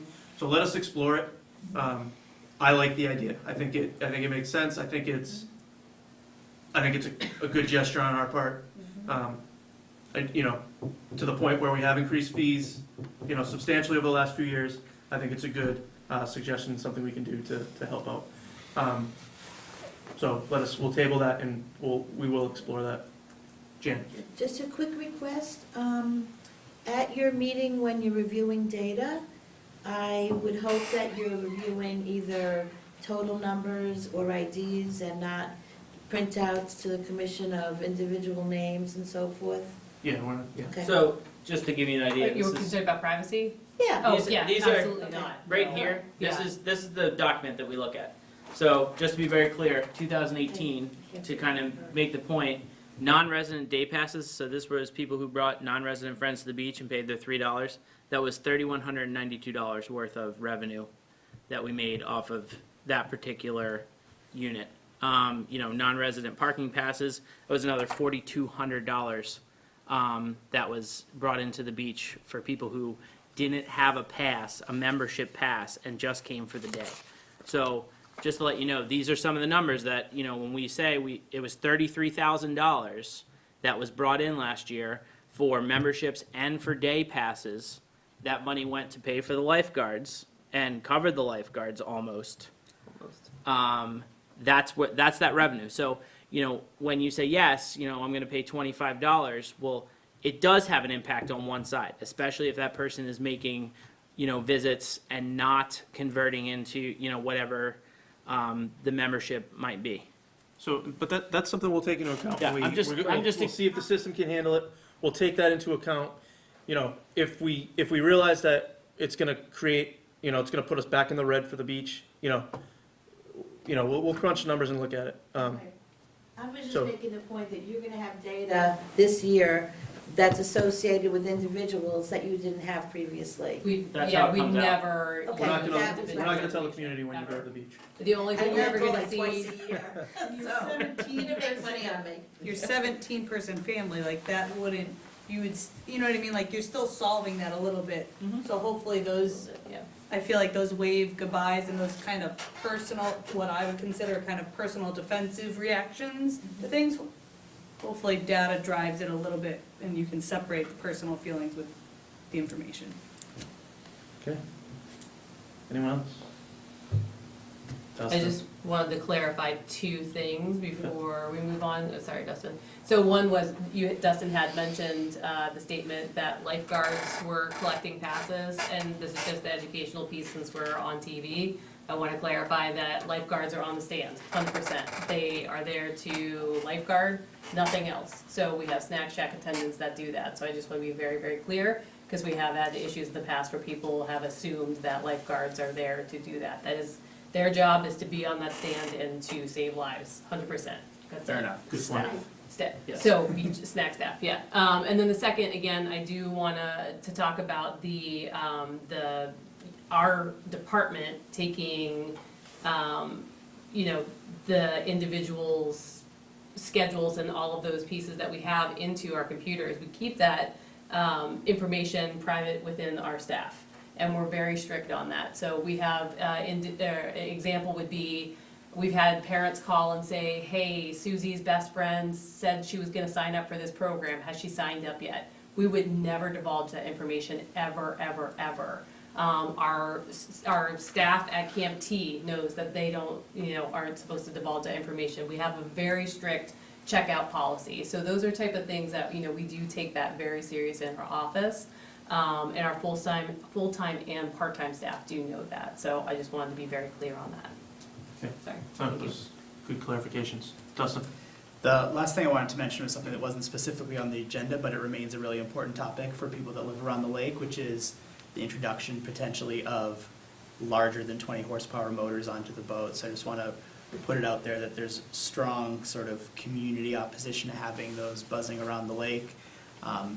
The consensus from the folks I've talked to is that they understand that it's somewhat of a requirement of USA Sailing, but they think that that's not a certification we should be interested in if it impacts people's quality of listening to boats motor around the lake all the time. So be prepared when that comes along. I think there'll be some further resistance about It that. is a very highly attended program that we run. That's So- the point my neighbors have made, actually, is that it's very popular and successful as is. Well, so Right. it wasn't, and It wasn't it until wasn't we until started we doing added the USA Sailing. certification, and last year we tripled our numbers. I can go back to the other sheet if you want, for the data part, but. We did that with the Zodiac, right? So, yes, but that, under USA Sailing, a Zodiac is not, it needs to be a center side console vessel. And, we did express that at the last meeting as far as what we're trying to achieve. It needs to be something that's capable of holding up to 2 instructors and 3 sailors, something that's capable of towing a sunfish back to shore. And, I know that we've talked about the reality, everybody keeps saying this is zipping around the lake. One of those things is, it's meant to be a device where we can pull up to a boat, we can tie off to it, we can anchor if necessary, and use it as a teaching tool, use it as something where we can pull kids off of the sailboat, put them into a vessel, and, whether it's having a conversation because they're not acting appropriately or trying to teach them something. The other piece is, you do get kids in a situation where, the only time that, if you wanted to say zipping across the lake, is if you get kids who are in a safety issue. The Zodiac can't keep up with a sailboat under full sail that gets away from a kid and doesn't happen to flip over. And there's no way to, get to them and prevent them from crashing into something or anything like that. So these are the situations where you see them zipping around. At best, you're going to see them going from boat to boat, making the changes that they're supposed to make, under idle speed or a little more than idle speed. And that's not the spirit of what that vessel is intended for. I hear what you're saying. I know what myself and my neighbors observe, like just collecting the buoys at the end of the day is not. So if you see a boat zipping around to collect buoys, please email me. We need to know that. Email We need them. to know that. The last You thing know- I would say on this is just, what's your intention for size motor for your sailing vessel? So right now, we are going to get the other boat. I didn't have time because I was dedicating some time to this follow-up presentation that we put together. The other boat's going down to get repowered. We're going to see what the performance is with the 20 horsepower that we're going to put on there. And then based off of kind of that and what the calculations we can come up with, I think that we're going to end up somewhere between 35 and 50 horsepower for the other boat. And we're going to do tests. We're going to take the 20 horsepower, we're going to see what it's capable of doing, and we're going to, plus up from there based on the power curve. Okay, I would say be open and vocal about those plans, because so far I haven't heard anybody sort of hint that anything was coming down from the 115 on the second boat, so. I've said it And you've numerous said times. that, I said it at the past 2 meetings that we've been at. I was very clear on that, and there's a whole slide dedicated to it. I was just gonna echo you, Tim, kind of. I thought you said there'd be a governor on the boat to I make think sure. that was, Chuck I did think that was post Chuck's something like that. suggestion. Okay, that didn't go over 20 horsepower unless it needed, unless there was an emergency where you could override that. Yeah, so I'm not sure that's a Chuck great idea. Chuck had made that reference. You Okay. can govern boats. I don't know the reality of being able to exceed it in an emergency. It's literally a clamp you put on the cable. So we'll cross that bridge when we get to it, but like I said, we're gonna repower the other boat, we're gonna see what its capabilities are as far as towing, and we're gonna make a decision based off of that to what we need to repower the other ones, and we're gonna leave that to the professionals. So we're gonna talk to our marine mechanic, we're gonna figure out what he says, and that's gonna be the recommendation that we go with. So as, trying to be good stewards of all our parks, including that one, again, if you see people zipping around in the boat to complete any of their tasks, other than, obviously emergency situations, let us know. If you feel, you can email me through Tim and Alicia, but that's not something that, I assume you guys are taking the point here. That's not something we want our staff doing. So, Yeah, I think. we're trying to work with you guys. We don't want them doing what you described. Right, so like, let's try to work together. And there's no history for it, because historically, they only had a 20 horse, and having a 20 horse wide open is perfectly allowable. I think people are cautious that if you had 115 and you were going to collect buoys, that's tempting for, you know. It is, and I agree with you. That's So, under the situations, the 20 horsepower Zodiac is gonna be able to far outseed the speed that a 19-foot center console fiberglass boat pushed by a whatever could achieve at this point. So, And most yeah. importantly, it's a tiny, narrow area, right? People are also concerned about the safety of something going wrong in that small space with a big motor. Yeah, And the weight. I agree with you. that causes- So, the only other, point to hopefully kind of put out there and let everybody know is, I've come back to the point that our staff is better trained than they've ever been. Yes. And I stand by that. And, yesterday Matt and I sat in the office and we signed all 6 of the sailing instructors who are eligible. All right, Eileen, here's your answer. I spent $3,500 on training for the sailing staff this year. Okay. All right, so, no, I'm just saying, so these guys are going to a STEM training class, they're going to level 1 sailing class up in Salem, and I have the Massachusetts State Environmental Police are coming to do a 10-hour safe boating, power boating course for them. So, as far as the training and the understanding and the instilling in them that they're not supposed to be zipping around, that they're supposed to be operating under safe things, I hope, Dustin, that, this kind of shows you that we are taking those steps to make sure that they're trained and to make sure that they really understand what the purpose of this vessel is for. And all of that is going to be included in this. Okay. And if they misuse it, they will lose their job. Some of this that you're sharing here brings me back to my question of why was there not an increase in the sailing lessons? Because I did that 2 years ago, knowing that I was going to bring this program, knowing that the sailing instructors were not And whatnot? properly certified. I brought that up so we were able to get the money into the coffers Right. in order to pay for this to happen. So it was thought about ahead of time. We used 2 years' worth of sailing revenue that we had a little bit of profit left over in order to afford this. So But beach passes went up by 50% and nothing else did. we've had this, hang on, but we've had this conversation. We'll Hang have on. this conversation. I think the boat has sailed for this year. Yep. No pun intended. But I also think that there's an uncareful use of language that can be misleading and lead to a lot of confusion for people like myself that might go look at the annual report and say, swimming, it's lifeguards. Lifeguards seem to total, if I count the aquatics director and the lead lifeguard, it's somewhere around like $24,000, or it might be a little more than that. And if I'm just paying for the lifeguards with it, like, just parse it, I guess my point is if we're gonna parse out feeing that much, we should also be able to easily parse out the data, because on the Park and Rec page, when you talk about the funding, you say that lifeguards cost 80 grand this year. I don't believe that. I believe the whole staff will cost 80 grand this year, but not just like the lifeguards. That means the snack shack, that means the sailing instructors, that means the swim instructors. So be careful about the words we use so people can easily parse out what you mean. And the beach deck did cost $80,000. I said I wasn't pushing back on that. On the page, it said, the pronoun reference is back to lifeguards. All right, thank you everyone for your input. So, just trying to think about the best ways to do this. Read the minutes from Huh? read the minutes from the other ones. You can finish this up and go Yeah, back to we can that. go back to the minutes. So fencing,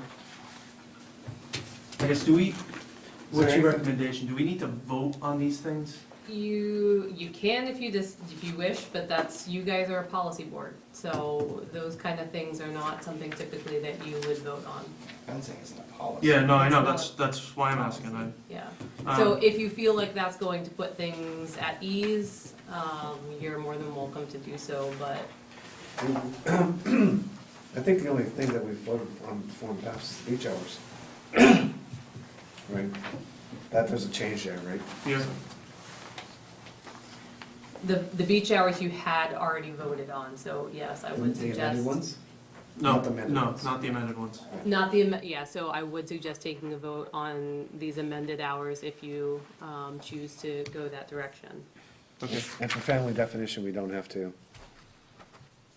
For that one, That's a policy, so yes, I would. yeah, with that one too, okay. So just B and C. And playground. All right, so B, C, and E.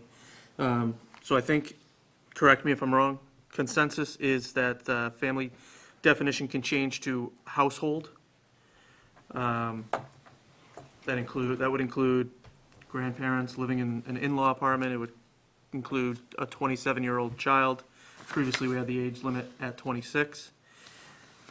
Beach hours, Tim can put the slide up so we'll just read the hours from Family, this. the family, going back to B, the family definition, we're only doing this again for Littleton and not for, Correct, Not only, residents. only for residents. correct, okay.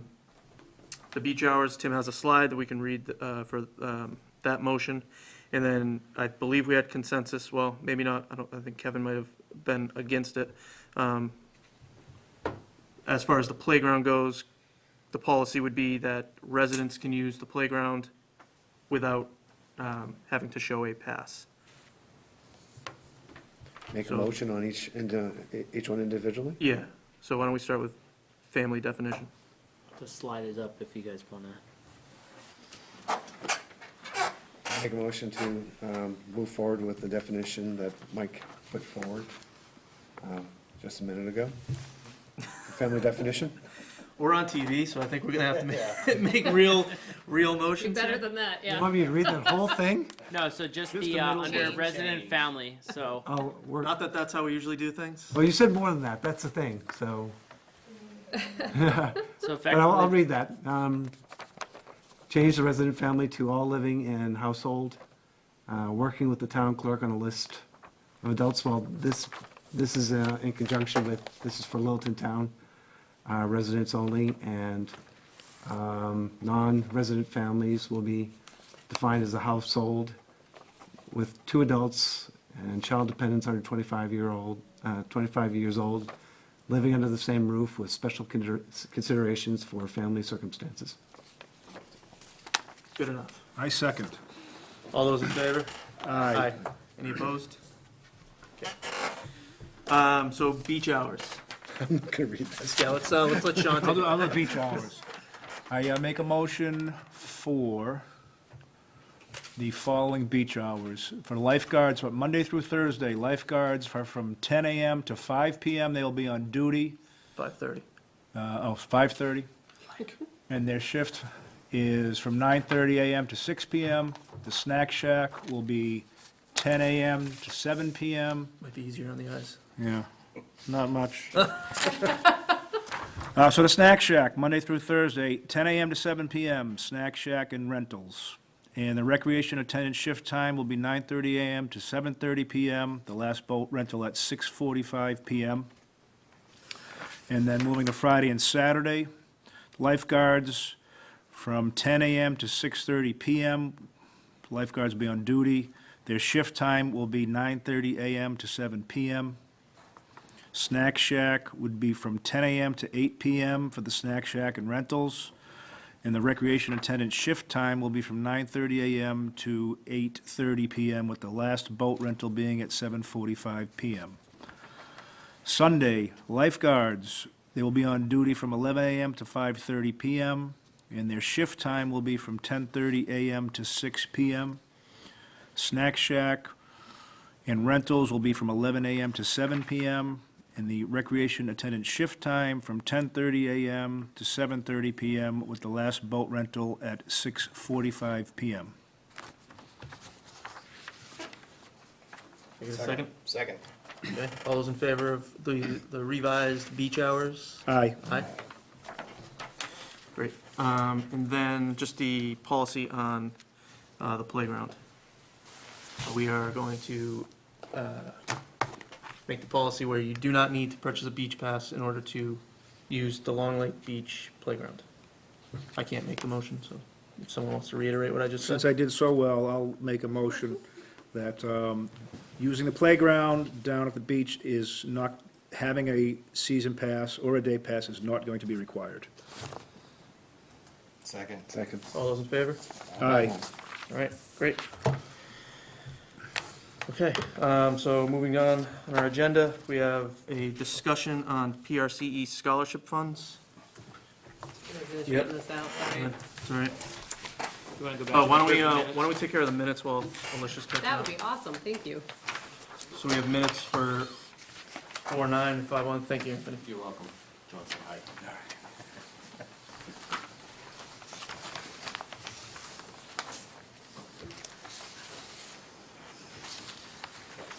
While they're reviewing the minutes, just so everybody, before everybody from the lake leaves, just a reminder, Beaver deceiver. I don't know if we have any They additionals, are, if they're at the in back. the back there, please. The take one of beaver those. deceiver is going into effect this Wednesday. The lake will start dropping 6 inches. They're gonna do 6 inches in the spring, 6 inches in the summer, so it'll be a vertical foot over the course of the 2019 summer. So we will be getting more lake shore back. We're not sure how many linear feet, but we know vertical feet will be a whole foot. So if anybody wants more information, please grab one of these papers, but you will start seeing this start happening this tomorrow, actually. So just be aware of it. And this is through the Clean Lakes. This Clean is Lakes, yep. Corey Godfrey, yep.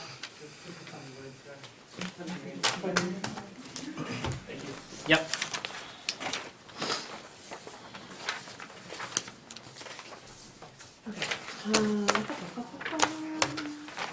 By the way, if the last meeting that we had, this is the full packet. I just didn't print this out for everybody, so it has all the information that you provided me, Mike, Yep. on letters, in emails, and then Tim's full packet. Okay, So if you want to review that, you're more than welcome to. all right. If no one wants to review that, I'll take a motion on these minutes whenever you guys are I ready. make a motion to accept the minutes for meetings on April 9th, 2019, and May 1st, 2019. Second. All those in favor? Aye. Okay. You ready for the scholarship fund though?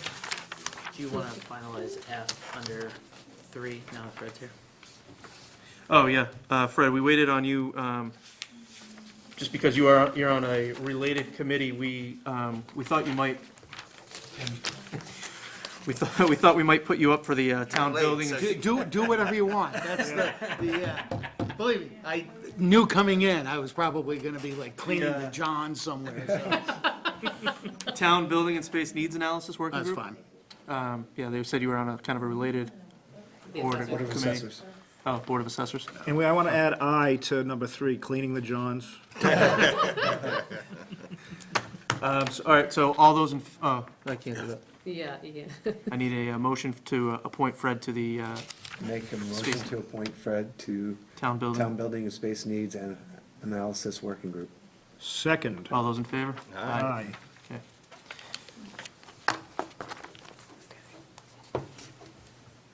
Moving on to the next thing.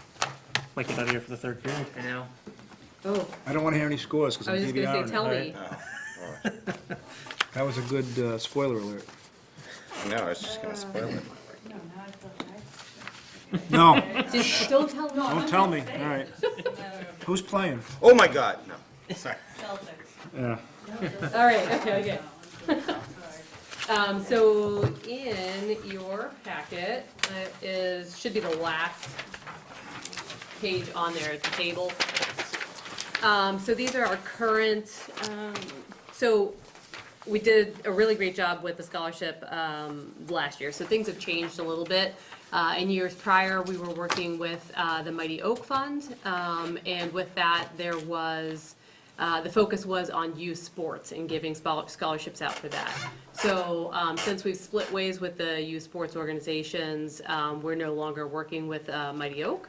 But we have collected youth scholarship funds this year. So as of this year, for this past December, we had collected about $4,366 worth. At this point in time, we've given out 1, 2, 3 families, but it's like multiple kids worth of scholarships, so we're down to 3,194 for the rest of the year. So I wanted to kind of have a discussion about the scholarships, because this is something we don't necessarily have a policy about, nor have we really discussed this very much. So in the past, when we were working with Mighty Oak, there were specific requirements of so much money going to, yes, Bobby did donate money to it, but the organization, Mighty Oak, is not like running the scholarship anymore. So thank you for the clarification. So the requirements are not necessarily, don't have to stay the same. So part of the requirements were that we only covered Camp T, swim lessons, and track, the teen after school program. So what I'm asking for is, we have a lot of families that are asking for some of these smaller enrichment programs, whether it be year-round, during the school year, or definitely in the summertime, we get higher requests for Camp T and things like that.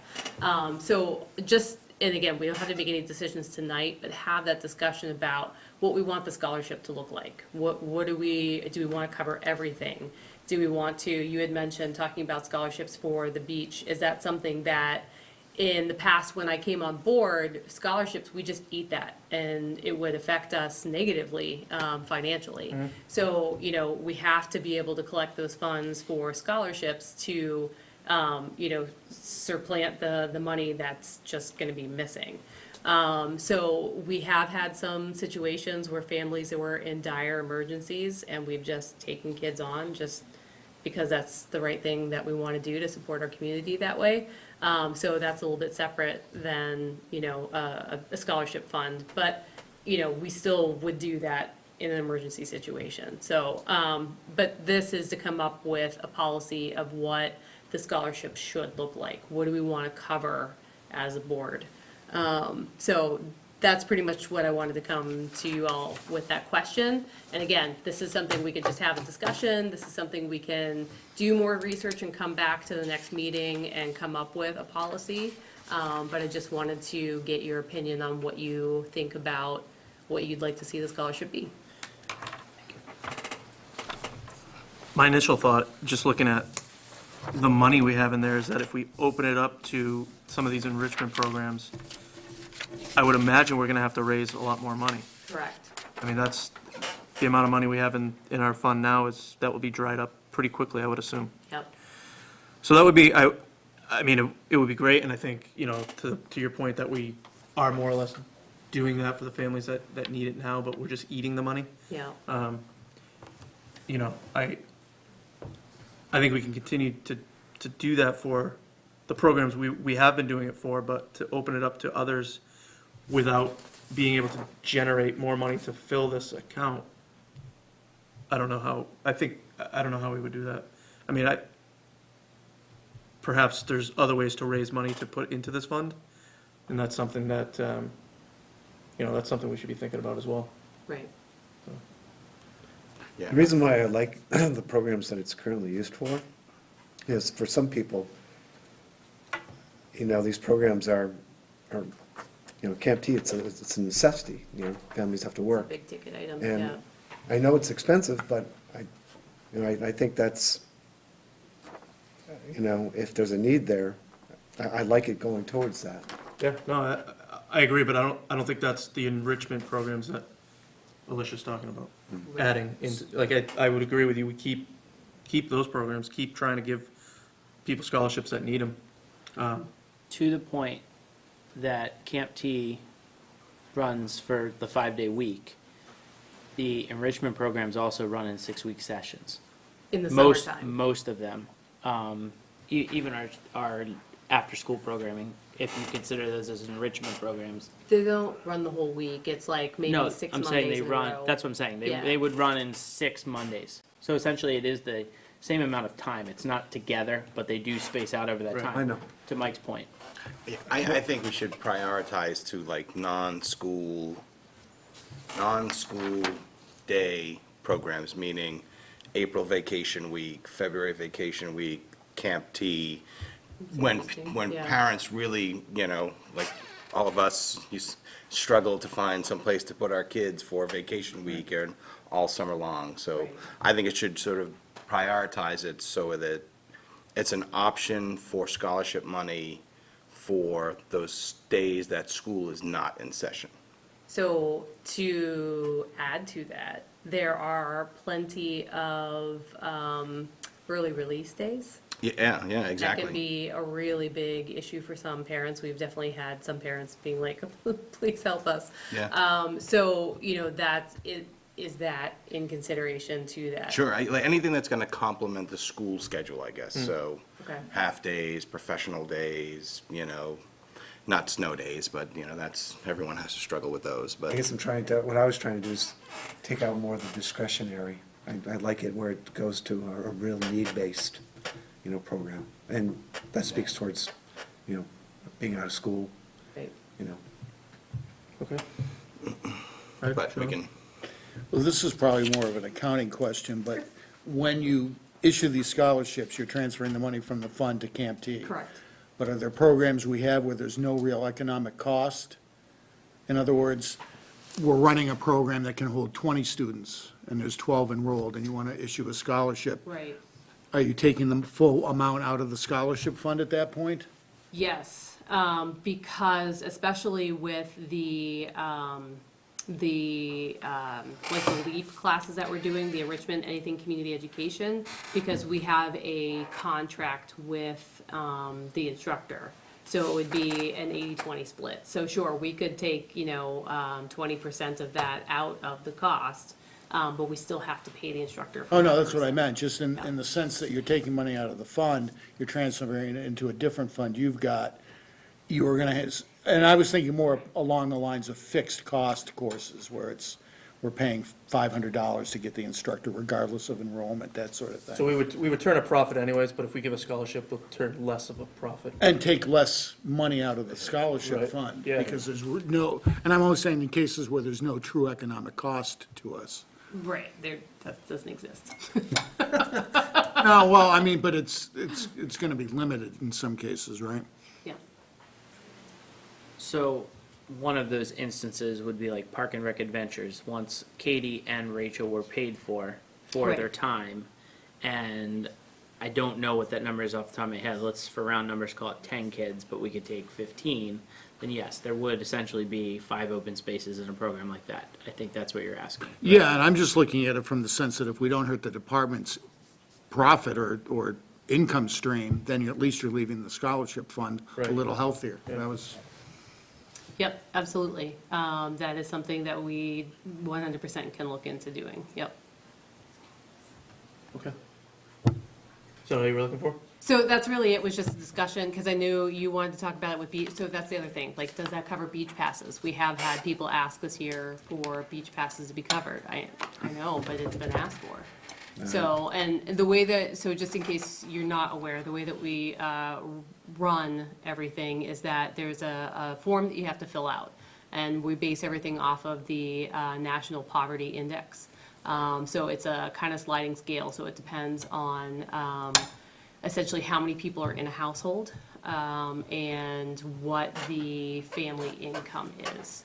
So sometimes it's a single parent, sometimes it's dual parents. It's based off of, what the income of the household would be.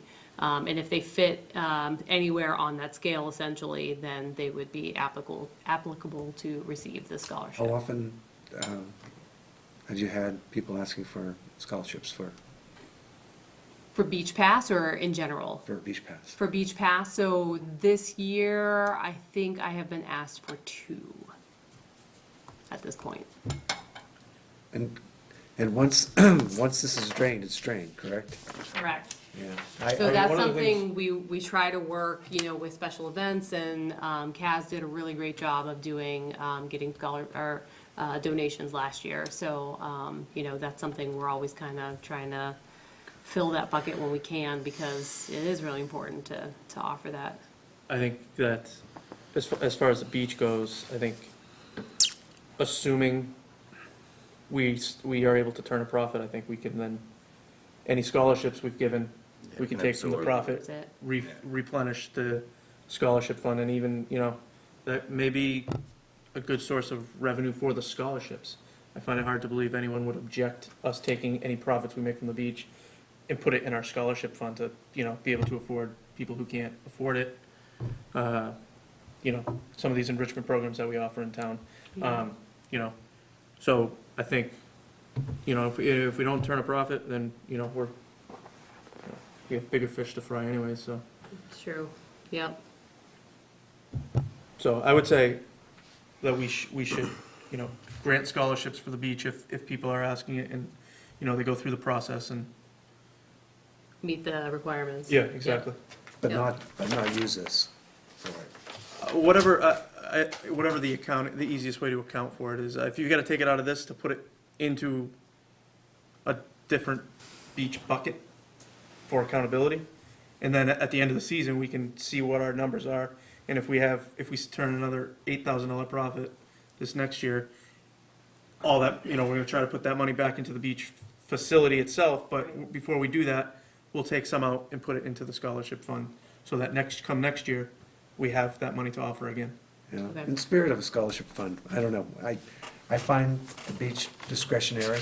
Again, I like Kevin's suggestion, where it's a hardship. I don't disagree with that, but, I'm going to assume that we're going to turn some sort of profit that's, going to go back into the beach. But again, so as long as we continue to stay in the black, we should have money to replenish. We have, 2 scholarships as of now, that's $120. But I'd like to separate it. I mean, that's my opinion. If we do run Well, if it's families, 80, No, 1660, 120, 120, yeah, okay. So I would say to grant them this year, and let's look at the data, see what happens. Okay. So If we deplete this fund and we've had, we have an influx of scholarship requests, in the beach, we decide that, we don't have enough money for this discretionary stuff, then, we can pull back on the beach. Yeah. Can you keep us updated on what the current? Absolutely, yeah, absolutely. I think the only other thing, since this is a policy discussion, is are we utilizing scholarships for residents only, or is this a non-resident? So it always, that's the only thing that there was policy on, so yes, it always has just been residents Yeah. only. Absolutely, Yeah, absolutely. and in for my our opinion. programming, because I think, there was a misunderstanding Yeah, I that. mean, especially you with the could- amount of money we I have, just wanted to make sure that's that- for Littleton, helping Littleton families. Did Bobby give any, direction on how he wanted this? So that's what I'm saying, so in the past 2 years, we worked specifically with Mighty Oak, so he was donating a large amount, most of it went to the youth sports organizations. So since, we split ways with the youth sports organization, he's kind of worked with the sports and done it, on that side of it. So he still has, yes, donated to, this, but the policies set up, it's not directly coming from him or, his organization. So that's something that, we're kind of going this alone, which is a little bit different. So where'd this come, I'm a little lost, so he's not, What are you lost on? so Mighty Oak is not giving any, the funds that you have here, that's not from Mighty Oak? So they did donate, I think it was 16 $1,600, this last year. So that was a portion of what we got. In the past, he would donate like $10,000. Right. So where'd the rest of this come from? So it came from quite a few different places. There was Jack Walsh E-Designs, Foundation. the Jack Walsh Foundation. I know, there's The, one other that I'm missing. and then- Community Fair donated, I believe it was $800. $800. Yep. Yeah, there were various vendors. The largest donators in this particular year were the Jack Walsh Foundation, Ed Walsh. Ed Walsh Foundation, I'm sorry, which is one of Kaz's friends who had passed away. He's a and- firefighter. And then Mighty Oak Fund had donated $1,600. And E-Design, And yeah, E-Design, which was a, it was like 2,000. yeah, Kaz had also created that. So Yeah. it's Did really, any of them give any direction on how they wanted it, or? No, they just donated money. So that's the point of, we're getting to this place now where people are donating Got it. funds specifically because they want to support the programming that we do. Hmm. So rather than just, stick with what we had in the past, we have an opportunity to kind of create anew and set up the policy how we see fit. Okay.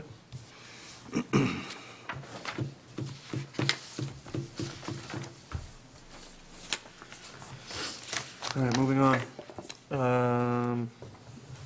We need to vote for summer hours. Yep, please, and thank you. So, let's see what they're requesting below, if someone wants to make a I motion make out a of that. motion, we vote on the requested, proposed summer office hours, as stated in the agenda. Seconded. All those in favor of approving summer hours? Say Aye. Aye. Okay. Item 7, Director's Report. I think we've gone over the beaver deceiver. Well, I just wanted to make sure if people had any questions about it. We did ask Corey to be here, but he couldn't be here for this evening. So he did provide us with the documentation on it. So yes, And Tim they- covered the basis of it. The Clean Lakes Committee presented at the Board of Selectmen meeting last They night, did. so if anyone wants to go back and review that tape. Are they still, they're going with the estimates that it's gonna give upwards of 15 feet about New Beach? Possibly, we'll see. So it's literally being put in this week, It's tomorrow. it starts tomorrow. It's in. Tomorrow, It's in. yeah, it's in. It's get open tomorrow. Okay, so yeah, you'll see dramatic drop at the beginning, and then it'll start to lower off over time, just because of, how hydraulics work. So, it'll be something pretty drastic that we If want it's to really get that back. drastic, my thought is, this is gonna happen throughout the summer, right? So Correct. are we gonna make adjustments to? Yes, I'm not they said gonna it's- set the docks until. They're on June. wheels, didn't you know that? The docks aren't, so traditionally, we would have set the docks this week, and with the weather and everything else that we've had, We're we not did doing not it. do that. But also knowing this information, we're not gonna set the docks until the week before school's out, because Okay. that should give us an additional month of lake drop, and then the reality of the situation is we'll just have to, as it continues to go down, Make those we'll adjustments. take one off the beach and put it on the end, we'll take one off the beach and put it on the end, depending on how much. So June 14th to 17th, the docks will go in. And they did mention last night that it's completely controllable and even reversible. which I Correct. was surprised that it was reversible, but. Yeah. That is interesting, yeah. And I think their concern was erosion on the side, so if it, drops quickly and there's fast erosion, then they're gonna wanna bring those levels back up. Okay, so, beaver deceiver. All right, so our new town administrator, Nina Zarian, will start at the end of the month. I know that they're preparing on the 3rd floor to welcome her in. I'm gonna be attending a park grant workshop, on Thursday of this week. That's going to kind of give us a head start when we decide that we wanna apply for that process. So that's something that, we should just kind of be thinking about. It was brought to our attention that the property next to 300 King is currently for sale. The one on the left. If you're looking at it, yes, if Okay. you're looking at 300 King, so it's a property on the left. So, okay, go ahead.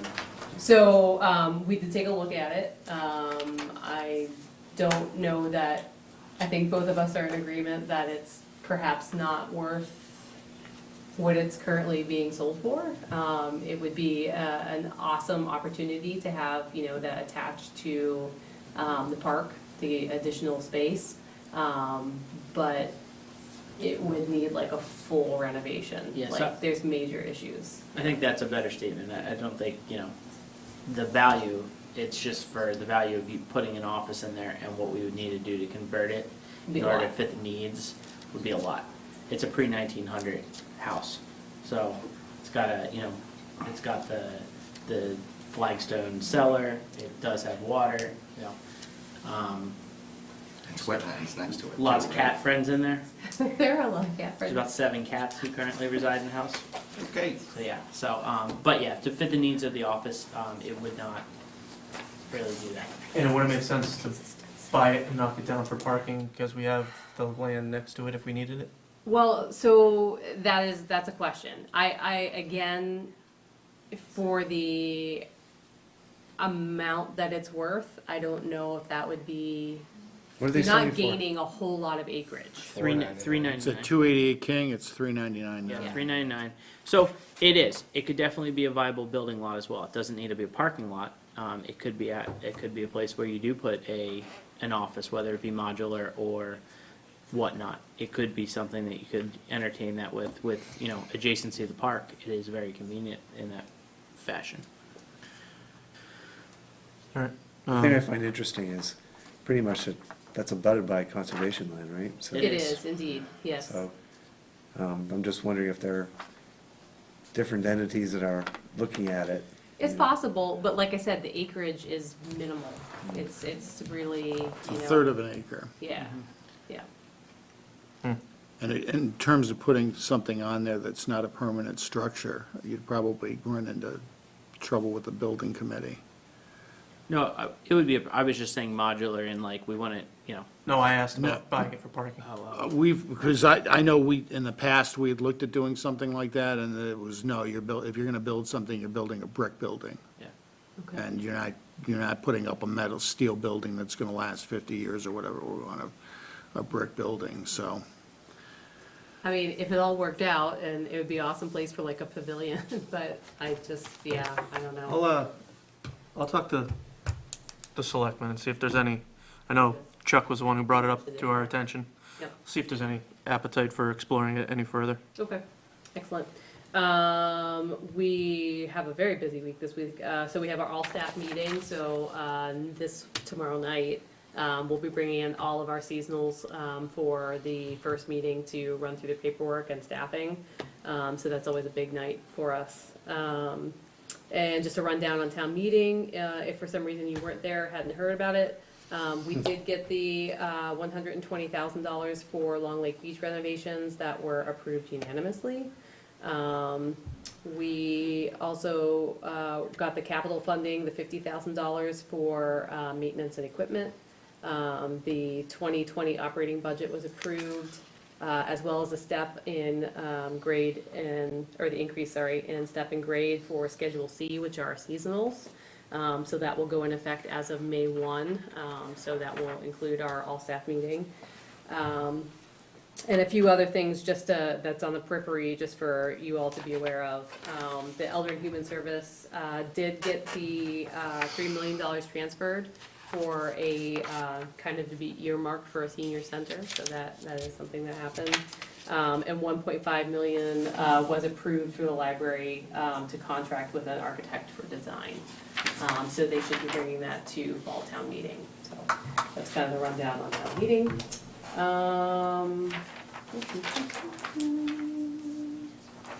That's kind of the big stuff. Are we on, Okay. are we Say it on? again? The mosquito control. Oh, all right, yeah, that was on the notes there. So, I had communicated with the state on trying to do mosquito control, because we had issues last year. There was a big, West Nile virus scare. Well, not really scare, because it was in the area. So, my goal this year was to get on board with the mosquito control ahead of time and make sure that all the parks were sprayed. So they aren't taking any requests until Memorial Day. So the first business day after Memorial Day, I'll give them a call and start setting up sprays for all of the areas for the parks. I think that's a great idea. Yes, and even out here on like Shattuck Field, other fields that we use. So I'll coordinate with Steve Marker, someone at the school department to talk about fields out there. But I think that's another area we should be spraying with them as well. If they're in my neighborhood, they can do that too. You can put a request in. So, and since we're on TV with this, I definitely say, go onto their website, and you can actually type in and say, my neighborhood, this area, come out and spray, and they create a list and they go through they're great, they're excellent, and it's a state program, so, yeah, anyone that's interested in it, it's free, you know, Yeah. pay for it. So I was looking at the list of activities. You have the Topic Chasm one on June 2nd. And you also have a staff training on that day too. I was just wondering, is there enough coverage to do both? Yeah, so Oh, the yeah. staff training, so I'm doing the June 1st staff training where we're doing the beach part of John's training. So we're doing the staff recertification for their professional rescuer, which is basically a Christian 2-hour that's the 2-hour in-service to test them out on adult, child, infant CPR, AD Okay. use, oxygen, Yep. EpiPen, all the stuff that they're trained in. June 2nd, Kaz is doing I his would take like that. Kaz stuff that he doesn't need me for. Okay, So yeah, so we got coverage to do both. we do. Absolutely. So when I leave on June 1st, when I leave Kaz, we are assisting the PTA to put on the color run. So I've been working very closely with the PTA to make that event happen. So that's where our resources will be that afternoon. Okay. Okay. And clarification, our third Thursday event is being moved to the 23rd, so it will not be this Thursday, it will be next Thursday. There were a lot of, what's that? It's the fourth Thursday. There's 5. So yeah, there's 5 this month, so. Oh, so it's on the 23rd. So it will be on the 23rd, just because the weather has been very poor this week and will continue to be as such. And there are a lot of events going on at Town Hall that night, so to add this big event in there as well, so we're making that concession that hopefully we'll have some beautiful weather on next Thursday, and so that's what we're gonna move to, is the 23rd. Okay. Okay? Upcoming events. Anything now? So, the Tophet Chasm race on June 2nd, which is our second year. The addition this year is we're doing a 10K along with the 5K.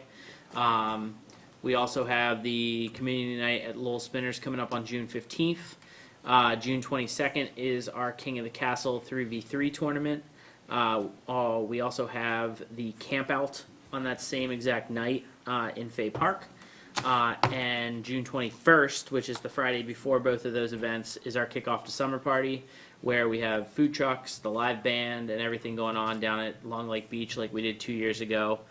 We kind of tabled it last year, tried to partner it with the camp out, and got a lot of feedback that people really like that event. So it's kickoff the summer party, King of the Castle, and camp out all in the same weekend. So it's going to be action packed. Family, see a lot of you. Yes. So. All right. Yeah, that's it. My turn. Make a motion to adjourn. Second. All those in favor? Aye. Mike, can you get the switch? John?